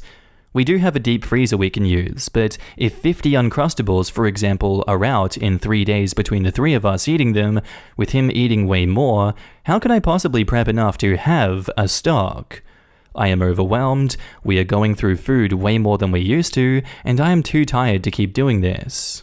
My idea on this would be to have that talk with him, as hard as that is sometimes. You really need to set up some firm boundaries with this man because he is stepping all over it, and even though he may have sensory issues as well, that doesn't give him a free pass to eat all of your food. You are not his maids, you are not his mother, he is his own person who can make his own food. Sharing is great, but it seems that he is not doing anything to provide back for you guys. He is not making meals for you guys, you are doing all the work and he's eating all of your food. I'd feel majorly disrespected by that, and I would cut it off way earlier than you guys have allowed this to go. Let's see what the comments have to say. It might be time to reevaluate your stance on food. Maybe you need to tell him you will each pay for your own now and make some rules about not eating and drinking the other's stuff. It's not an unusual or even unreasonable policy. Yeah, I've had a number of roommates over the years and never shared groceries or food with any of them. There is no reason OP can't tell the new roommate they will no longer be sharing food. It may be an awkward conversation at first, but continuing the current arrangement is not sustainable and will only lead to resentment. Yesh. And one thing is sharing grocery costs, another is absolutely monopolizing every single food item and being disrespectful eating most of everything when you are literally 1/3 of the population in the home, not the majority. He is eating most of the things they are prepping too. That is too far. That is taking advantage of people's effort and kindness. And OP says, "Thank you for saying that. I truly felt so selfish when I posted this, and now I just feel embarrassed that I haven't been more forceful about my boundaries. He just chips and chips and chips at any boundary that I put up, and it's too exhausting to fight. There is no reason he can't buy and prepare food, and he needs to. It's not just the money, it's the time and effort that go into preparing food. I have teen sons, and we have similar issues with food. We also have to be careful about restricting food with the younger because he was food insecure before his adoption and has a tendency toward hoarding or eating in secret, which isn't necessary in our home. What we do in our house, for special foods like snacks, special drinks, and things other people prepped, if you didn't put it on the grocery list, you need to ask whomever did. If you didn't prep the food, then you need to ask, etc. Otherwise, you find something you asked for, or you prepped, or you make your own foods and drinks. There is no reason, if he wants sandwiches, that he can't make sure the ingredients are bought or make his own. There is no reason he should drink all of a drink that he didn't request, or that he can't take a turn making a house drink, like tea, when he starts the last gallon. This is about respect. If he can't respect the time you spend making food by helping out or keeping his hands off, then you as a household need to renegotiate the food aspect of your arrangement. You didn't enter this arrangement to be his mummies. And OP says, I had to teach him step by step how to make tea. Tea. We have an iced tea maker. You literally fill the tea tank, fill the pitcher half with ice and half with water, put tea bags in the filter and press a button. He keeps saying he doesn't know how to do things, but also isn't willing to do things, and I am just so frustrated. I have no idea how straight women do this. When straight women mention lesbian fantasies, it's not always the sex they're thinking of. I have heard that so many times. Oh wow, you're a lesbian? Lucky you. You never have to put up with your husbands or boyfriends, ... Like, huh? If you're dating men who let you down or disappoint you, leave? There are wonderful and supportive and helpful men out there, but the fact that those men often have to unlearn what they're taught by their fathers or by growing up as a man in general is just sad to me. Sounds just like having teenagers. I concur with all those who suggest no more food splitting. For the record, my husband always asks if I want the last thing, whether it be a yogurt, French fry, or a bite of steak. That's why I married him. And OP says, yeah, I definitely wouldn't marry this one. He's the father of my godson, and my godson's mother is in rehab. I have all idea how she put up with it. I hope they stay separated, but not my circus, not my monkeys, once he gets the hell out. And OP also goes on to say, y'all are really giving me a reality check I needed. Here, I felt like a monster for thinking that I couldn't keep up, and since he was paying, it was fine. I also don't think he's paying nearly enough, because it's him and his 1-year-old. The kid is our godson. He's been boundary stomping for a while, but damn, I thought I was being so selfish here. It sounds like he's paying for half the groceries, but eating like 80% of them. You know what else he's not paying for? Your time and expertise. You were not being selfish, you gave him a place to live, not a full-service hotel. Heck, do you know how expensive food is at a hotel?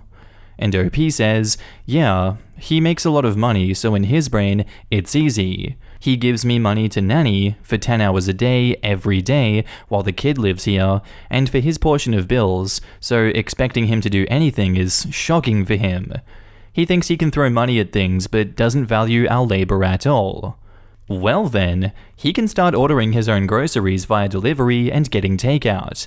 Money does solve a lot of problems, but you do not need to be the one to solve them. There is no reason for him to help himself to food he didn't prepare, and he's a father? Even more imperative he learn to do all of this on his own. And OP says, I have stories all day if I went into how messy this has been. There is no telling where this kid would have been without my wife and I. He's a single dad. Baby mama is in rehab, which is why we've had him his entire life, pretty much. It is so clear to me that he just never bothered learning because his plan was to make money and make the kid's mom do everything. If he doesn't know how to do something, he just won't do it. It doesn't even occur to him to try and figure it out before asking us to do it. Well, you are women after all, and that's what we're here for, yes? 2 wives for the price of 1. Oh my god.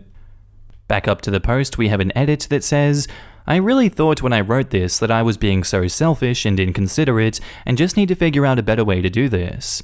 Thank you all for the reality check. I needed it. I am reading every comment and sharing these with my wife. We've been dealing with this for a year coming up in May, and it's been nothing but boundary stomping the entire time. I have tried to have so many conversations with him about stuff, but he's gaslighting me to hell. He's got a move-out date, depending on when he can get approved for a place, and I really need to take a long look at my boundaries. And now, onto the update. Hi, moms. Oh, what a wake-up call in this original post. I truly thought I was the one at fault, and I didn't even consider what a mindfuck situation I'd been manipulated into. Immediately after I got so much advice on that post, I did the following. We stopped doing his laundry, prepping his food, and cleaning his dishes. Eventually, he ran out of dishes and laundry, and I think that was his oh crap moment. We went on a cleaning strike and didn't clean anything that he complained about, quickly making the house pretty gross and not to his standards. We stopped buying him groceries. He is now having to cook for himself, and it's not going well. And the update is coming because, miraculously, he got an apartment without our help. He will no longer be homeless without me finding and calling and sourcing living spaces.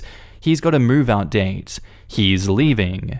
And he miraculously found a daycare and pricing without my help, and it's cheaper than us. So we get to have our own lives back. All of y'all were right, and the minute we stopped being his housewife/mother/maids, he had to reckon with all we do and immediately had a rude awakening. I cannot thank y'all enough.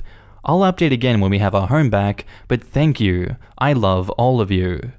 To any of my little siblings reading this, the collective group of mums here are amazing. Don't be afraid to reach out.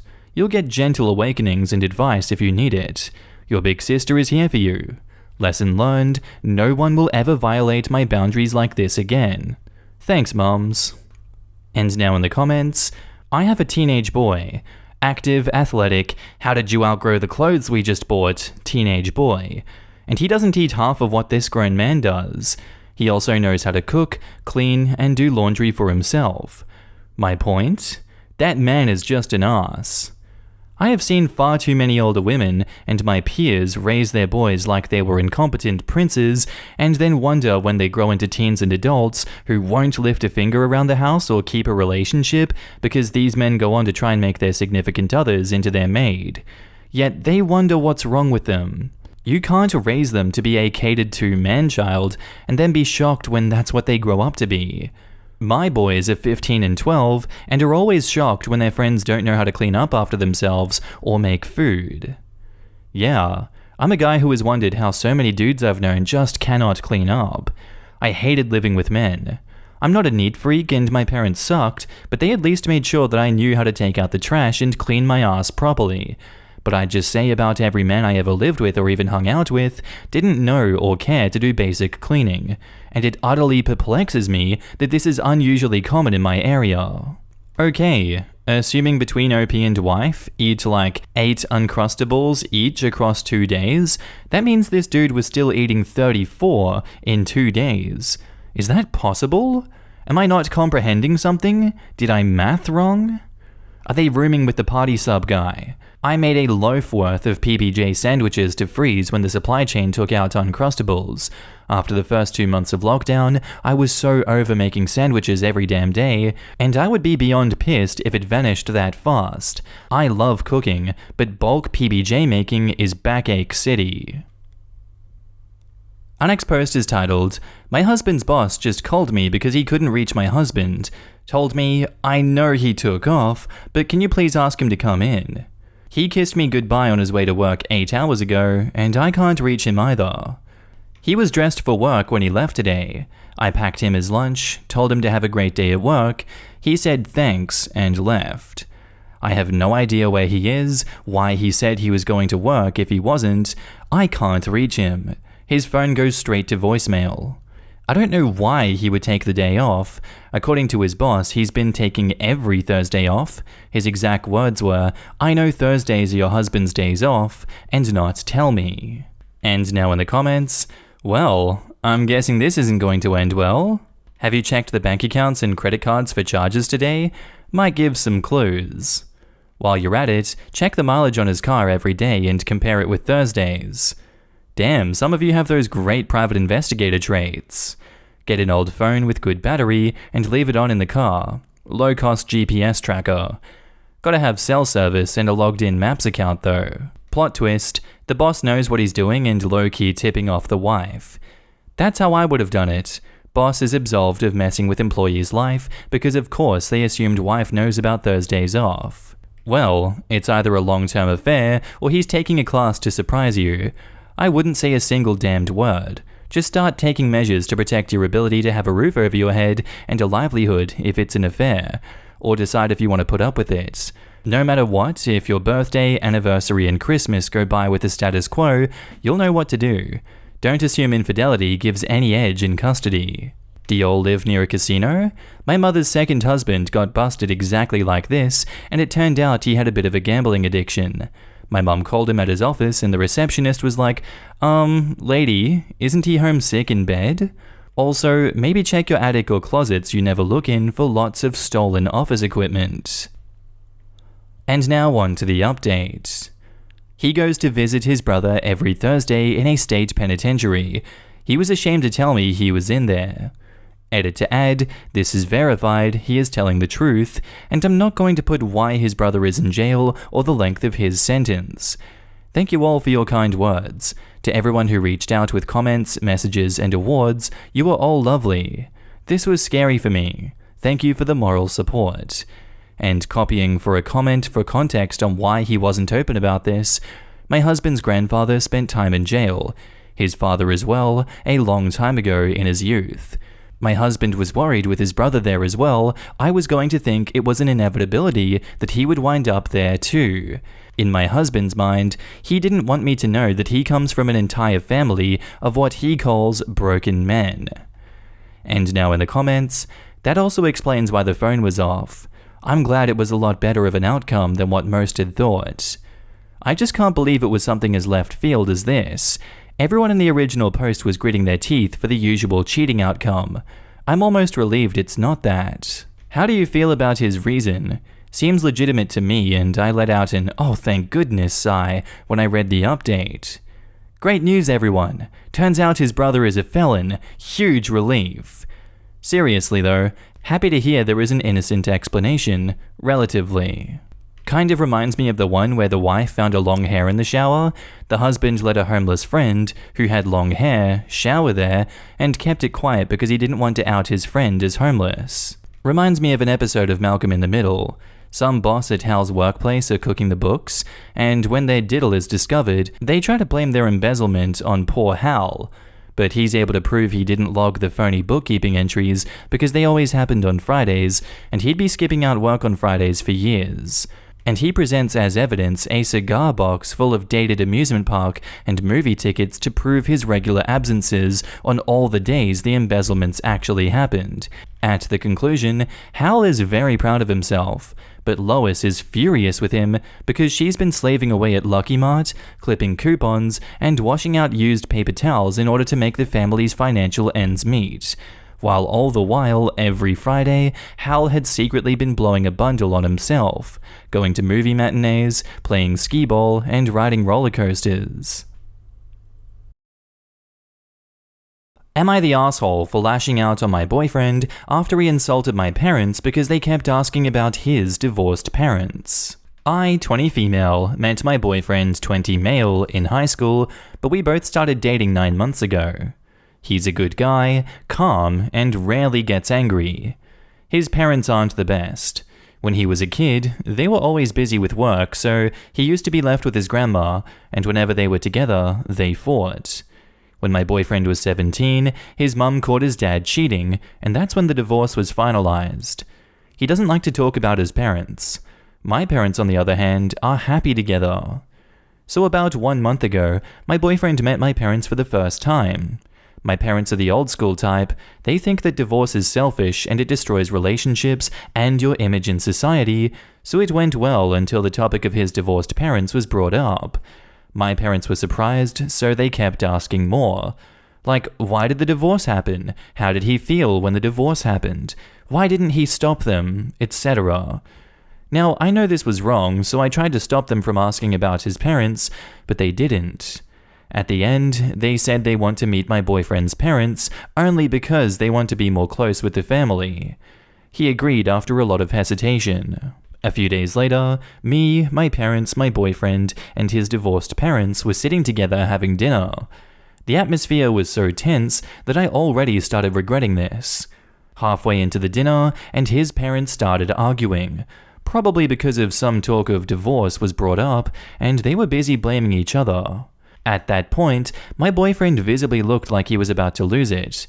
So instead of saying anything, he just got up, with me following him, as I wanted to apologize.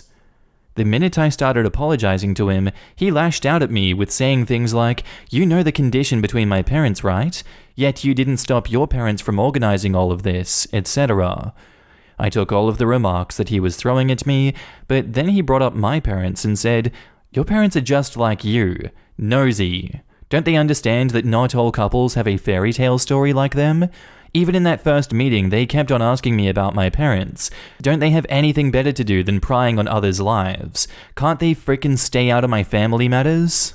Now, I knew he was mad at my parents, and it was understandable, but talking like that about them was not acceptable for me.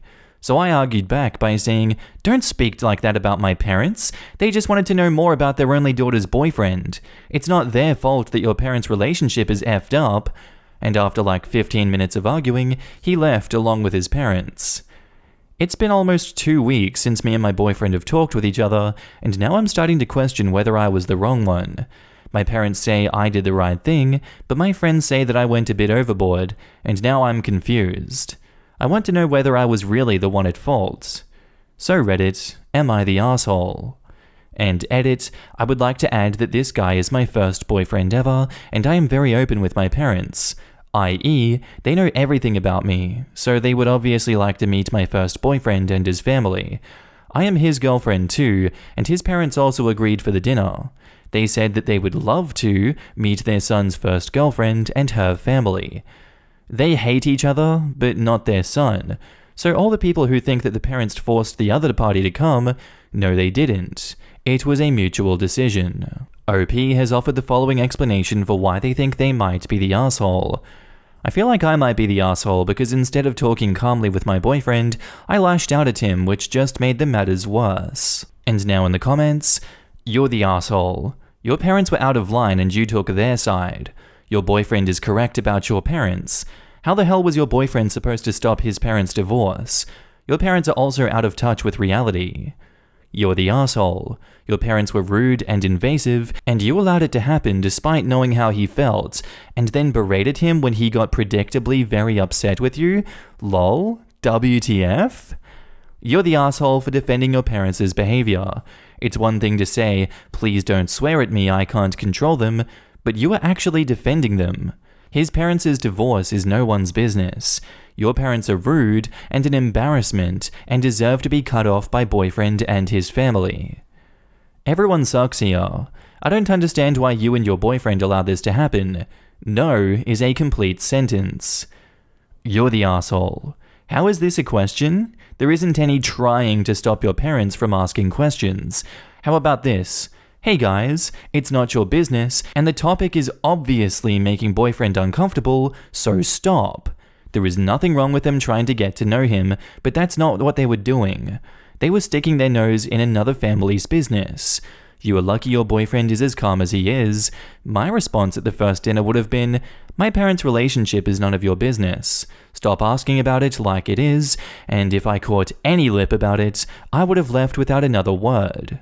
Your family needs boundaries. Also, abso-effing-lutely insane that you all thought that it was a great idea to have a divorced couple over for dinner. Yeah, what could go wrong, right? Also, you're right. It isn't your fault his parents are divorced. It is your fault that you're a shitty partner and you actively made the whole situation worse for him. Good job. And now, onto the update. Hi everyone, it's been a week since I made that post, and I've been recently getting messages asking me about what I did next, so here is an update. Since 2 weeks, I was busy with college events, so I didn't get time to call him. But after I made that post and read every comment, I started realizing how wrong I was. I felt horrible for not understanding myself that I was the wrong one. I decided that now I have to meet him to apologize, so I called and requested that I needed to see him. He just said okay, and we met at a cafe that evening. When he arrived, he just had a blank face, which made me realize that things will never be the same for us. I apologized to him for everything. For not stopping my parents from asking questions about his parents, for letting them organize that dinner, for lashing out at him, and for not apologizing earlier. Also, I felt like after this, his feelings for me must have changed, and as some of you said, I realized that I may not be the one for him, and he deserved a better girl who could understand him more clearly. So I added that if he now hates me and wants to break up, then it's okay. He finally spoke and admitted that what I said did hurt him. He said that he didn't like talking about his parents, but he didn't say that to my parents because he wanted them to have a good impression of him. He thought I would understand him, but I didn't. He also apologized for yelling at me.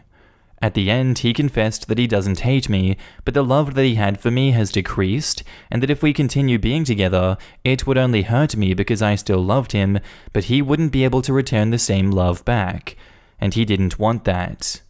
To be honest, that sentence did hurt me because I still love him and had a tiny hope that we would still be together. Sorry, I know this is selfish, but breaking up with him was the last thing I could do after all the pain he suffered because of me. So yep, we officially broke up. He said that we can still remain in contact, but I hope we don't. I also confronted my parents and told them what they did was extremely insensitive. But they said that as parents, it is their right to know everything about their child's partner, and that it's good that we broke up because since he came from such a troubled family, they were worried that the same would happen with me if we both get married. I was bewildered because I didn't expect my parents to think like that. I told them that if they continue this behavior, I would stop introducing anyone to them. They were angry, but agreed. So yep, that's it. I also want to thank all the Redditors who were honest about how wrong my actions were. I am truly thankful to all of you, as it made me understand my fault, and I will try my best to improve myself. I also hope that my now ex-boyfriend finds a girl who would understand him better, and he stays happy. Thank you. And now in the comments, shocked Pikachu face. You took 2 weeks to call him, and you apparently love him? Clearly not as much as you think you do. Yes, you're right. If she really loved him and wanted to make up, she would have made time. This is what I took from this. If she had called that day, maybe she'd be able to fix things. Apparently her boyfriend wasn't important enough to call right away. OP is not ready for a relationship. You should probably reevaluate your relationship with your parents, especially the relation to your personal life and how much about it they know.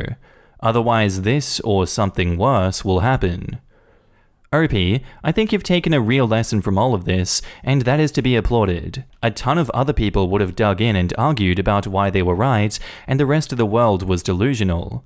But you read the comments and took it in, and you had real growth. I know it's not the outcome you wanted, but to be honest, this was a valuable experience. You saw firsthand how your parents treated your significant other, and how your significant other's boundaries were not respected in the name of protecting you. Hopefully this is a wake-up call for you that your parents suck. I like the part where her parents think that he's the one with a troubled family. Their ability to respect boundaries and not pass judgment is non-existent. They are so smug and just over the top with their intrusive and unwelcome examination of guests. And also, since the parents believe you shouldn't get divorced because your social reputation will take a hit, I wonder at the state of their own marriage. We can't be sure that it's happy fairy tale days. Better to be happily divorced than unhappily married. Why didn't he stop them divorcing? What was he supposed to do? Steal the paperwork?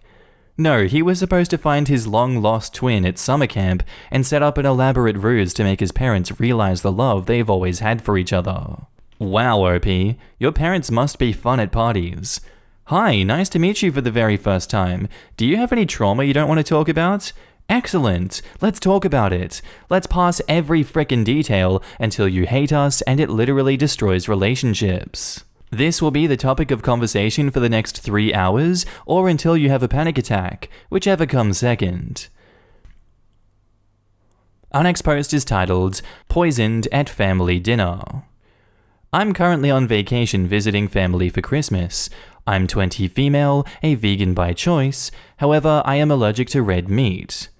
I was bitten by a Lone Star tick, which caused me to develop a severe allergy to meat. My family makes fun of me for being vegan, though I cook for myself for all meals and I don't mention it much at all. Anyway, I guess some of my extended family didn't know the severity of my allergy because my younger cousin chopped up some steak, extremely finely I guess, and put it in my butternut squash soup. Shortly after I ate some of my soup, I couldn't breathe and was breaking out in hives. I woke up in the hospital on Christmas Day. My mum called an ambulance when she saw my face was swelling. My cousin didn't say sorry when I started breaking out in hives. He started laughing and told me what he had done. I woke up to a text of him saying, "Stop overreacting, you need protein," with a picture of a slaughtered cow. His parents aren't very well off. In fact, I don't think they even have insurance. I just want to know, should I pursue a legal case, or is that an overreaction? And now in the comments, that text is essentially a confession, and it doesn't do anything to create the impression that he didn't know the severity. It may be read as him accusing you of exaggerating it. You have medical evidence that that isn't true, so let the police sort it out. He has more than earned the hassle. Have you considered filing a police report? And OP says, it hasn't really crossed my mind. My boyfriend told me to post here for advice. I just don't want to tear my family apart. You can legally record phone calls without the other party's permission in Nebraska, but not in-person conversations. I would ring up and get them to confess and ask them to reimburse you anything you have to pay out of pocket for the hospital stay. You said they don't have much? Tell them to sell your cousin's belongings to pay if they can scrounge the cash up.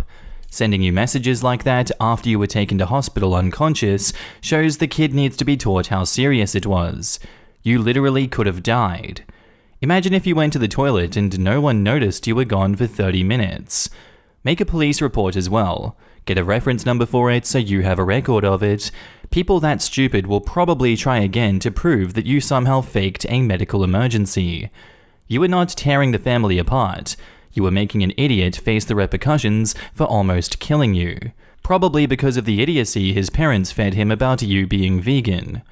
And OP says, you're right, he does need to be taught a lesson, but I don't want him to go to jail or have this on his record permanently. If his parents have homeowners or renters insurance, their liability coverage may take care of your bills. You would have to show that your cousin knew or should have known that you were allergic to meat and knowingly deceived you. It's not clear from your narrative if that's the case. Also, the insurance wouldn't cover you if your cousin intentionally did this. Did you previously inform the cousin or the owner of the kitchen in use, in writing, that you had this allergy? Was this soup made for you, or did you prepare it yourself and walk away? Lastly, do you have medical bills because of this that were not covered by insurance? And OP says, yes, everyone in the family knows I have a meat allergy. I just don't think he thought that it was very serious, or he thought that I was just an annoying vegan pretending to be allergic to meat. I'm honestly not sure. I prepared my soup the day before, and I just heated it in the microwave. I put it in the microwave and took it out myself. I turned around for 1 second to get water and returned to the dinner table to eat my soup with my family. And now on to the update. Hey guys, I first just want to thank you all for the support regarding my last post.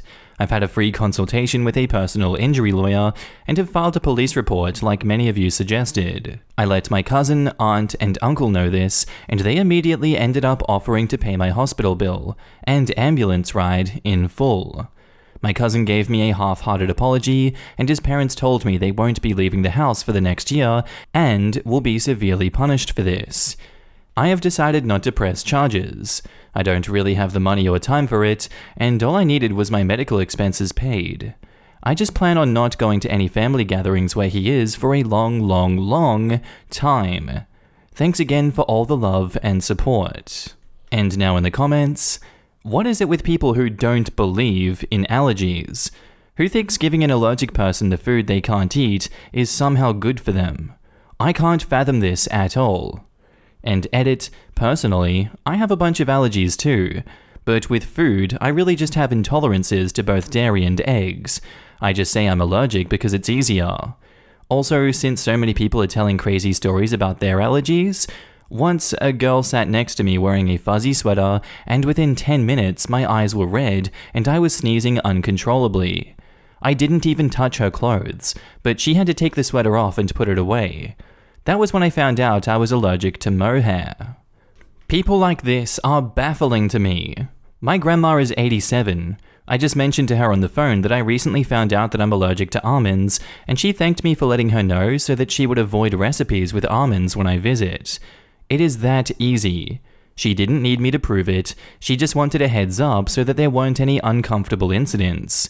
And she accepted it because she loves me and wants the best for me. People who test your allergies like that don't have your best interests in mind, and it's best to cut them out. I'm glad that OP's hospital bills are being paid by his idiot cousin's family. Good call to avoid that cousin in the future. And that's all I have time for today, guys. I do hope you enjoyed. If you did, let me know what you thought of it down in the comments below, and I'll see you in the next episode. Bye.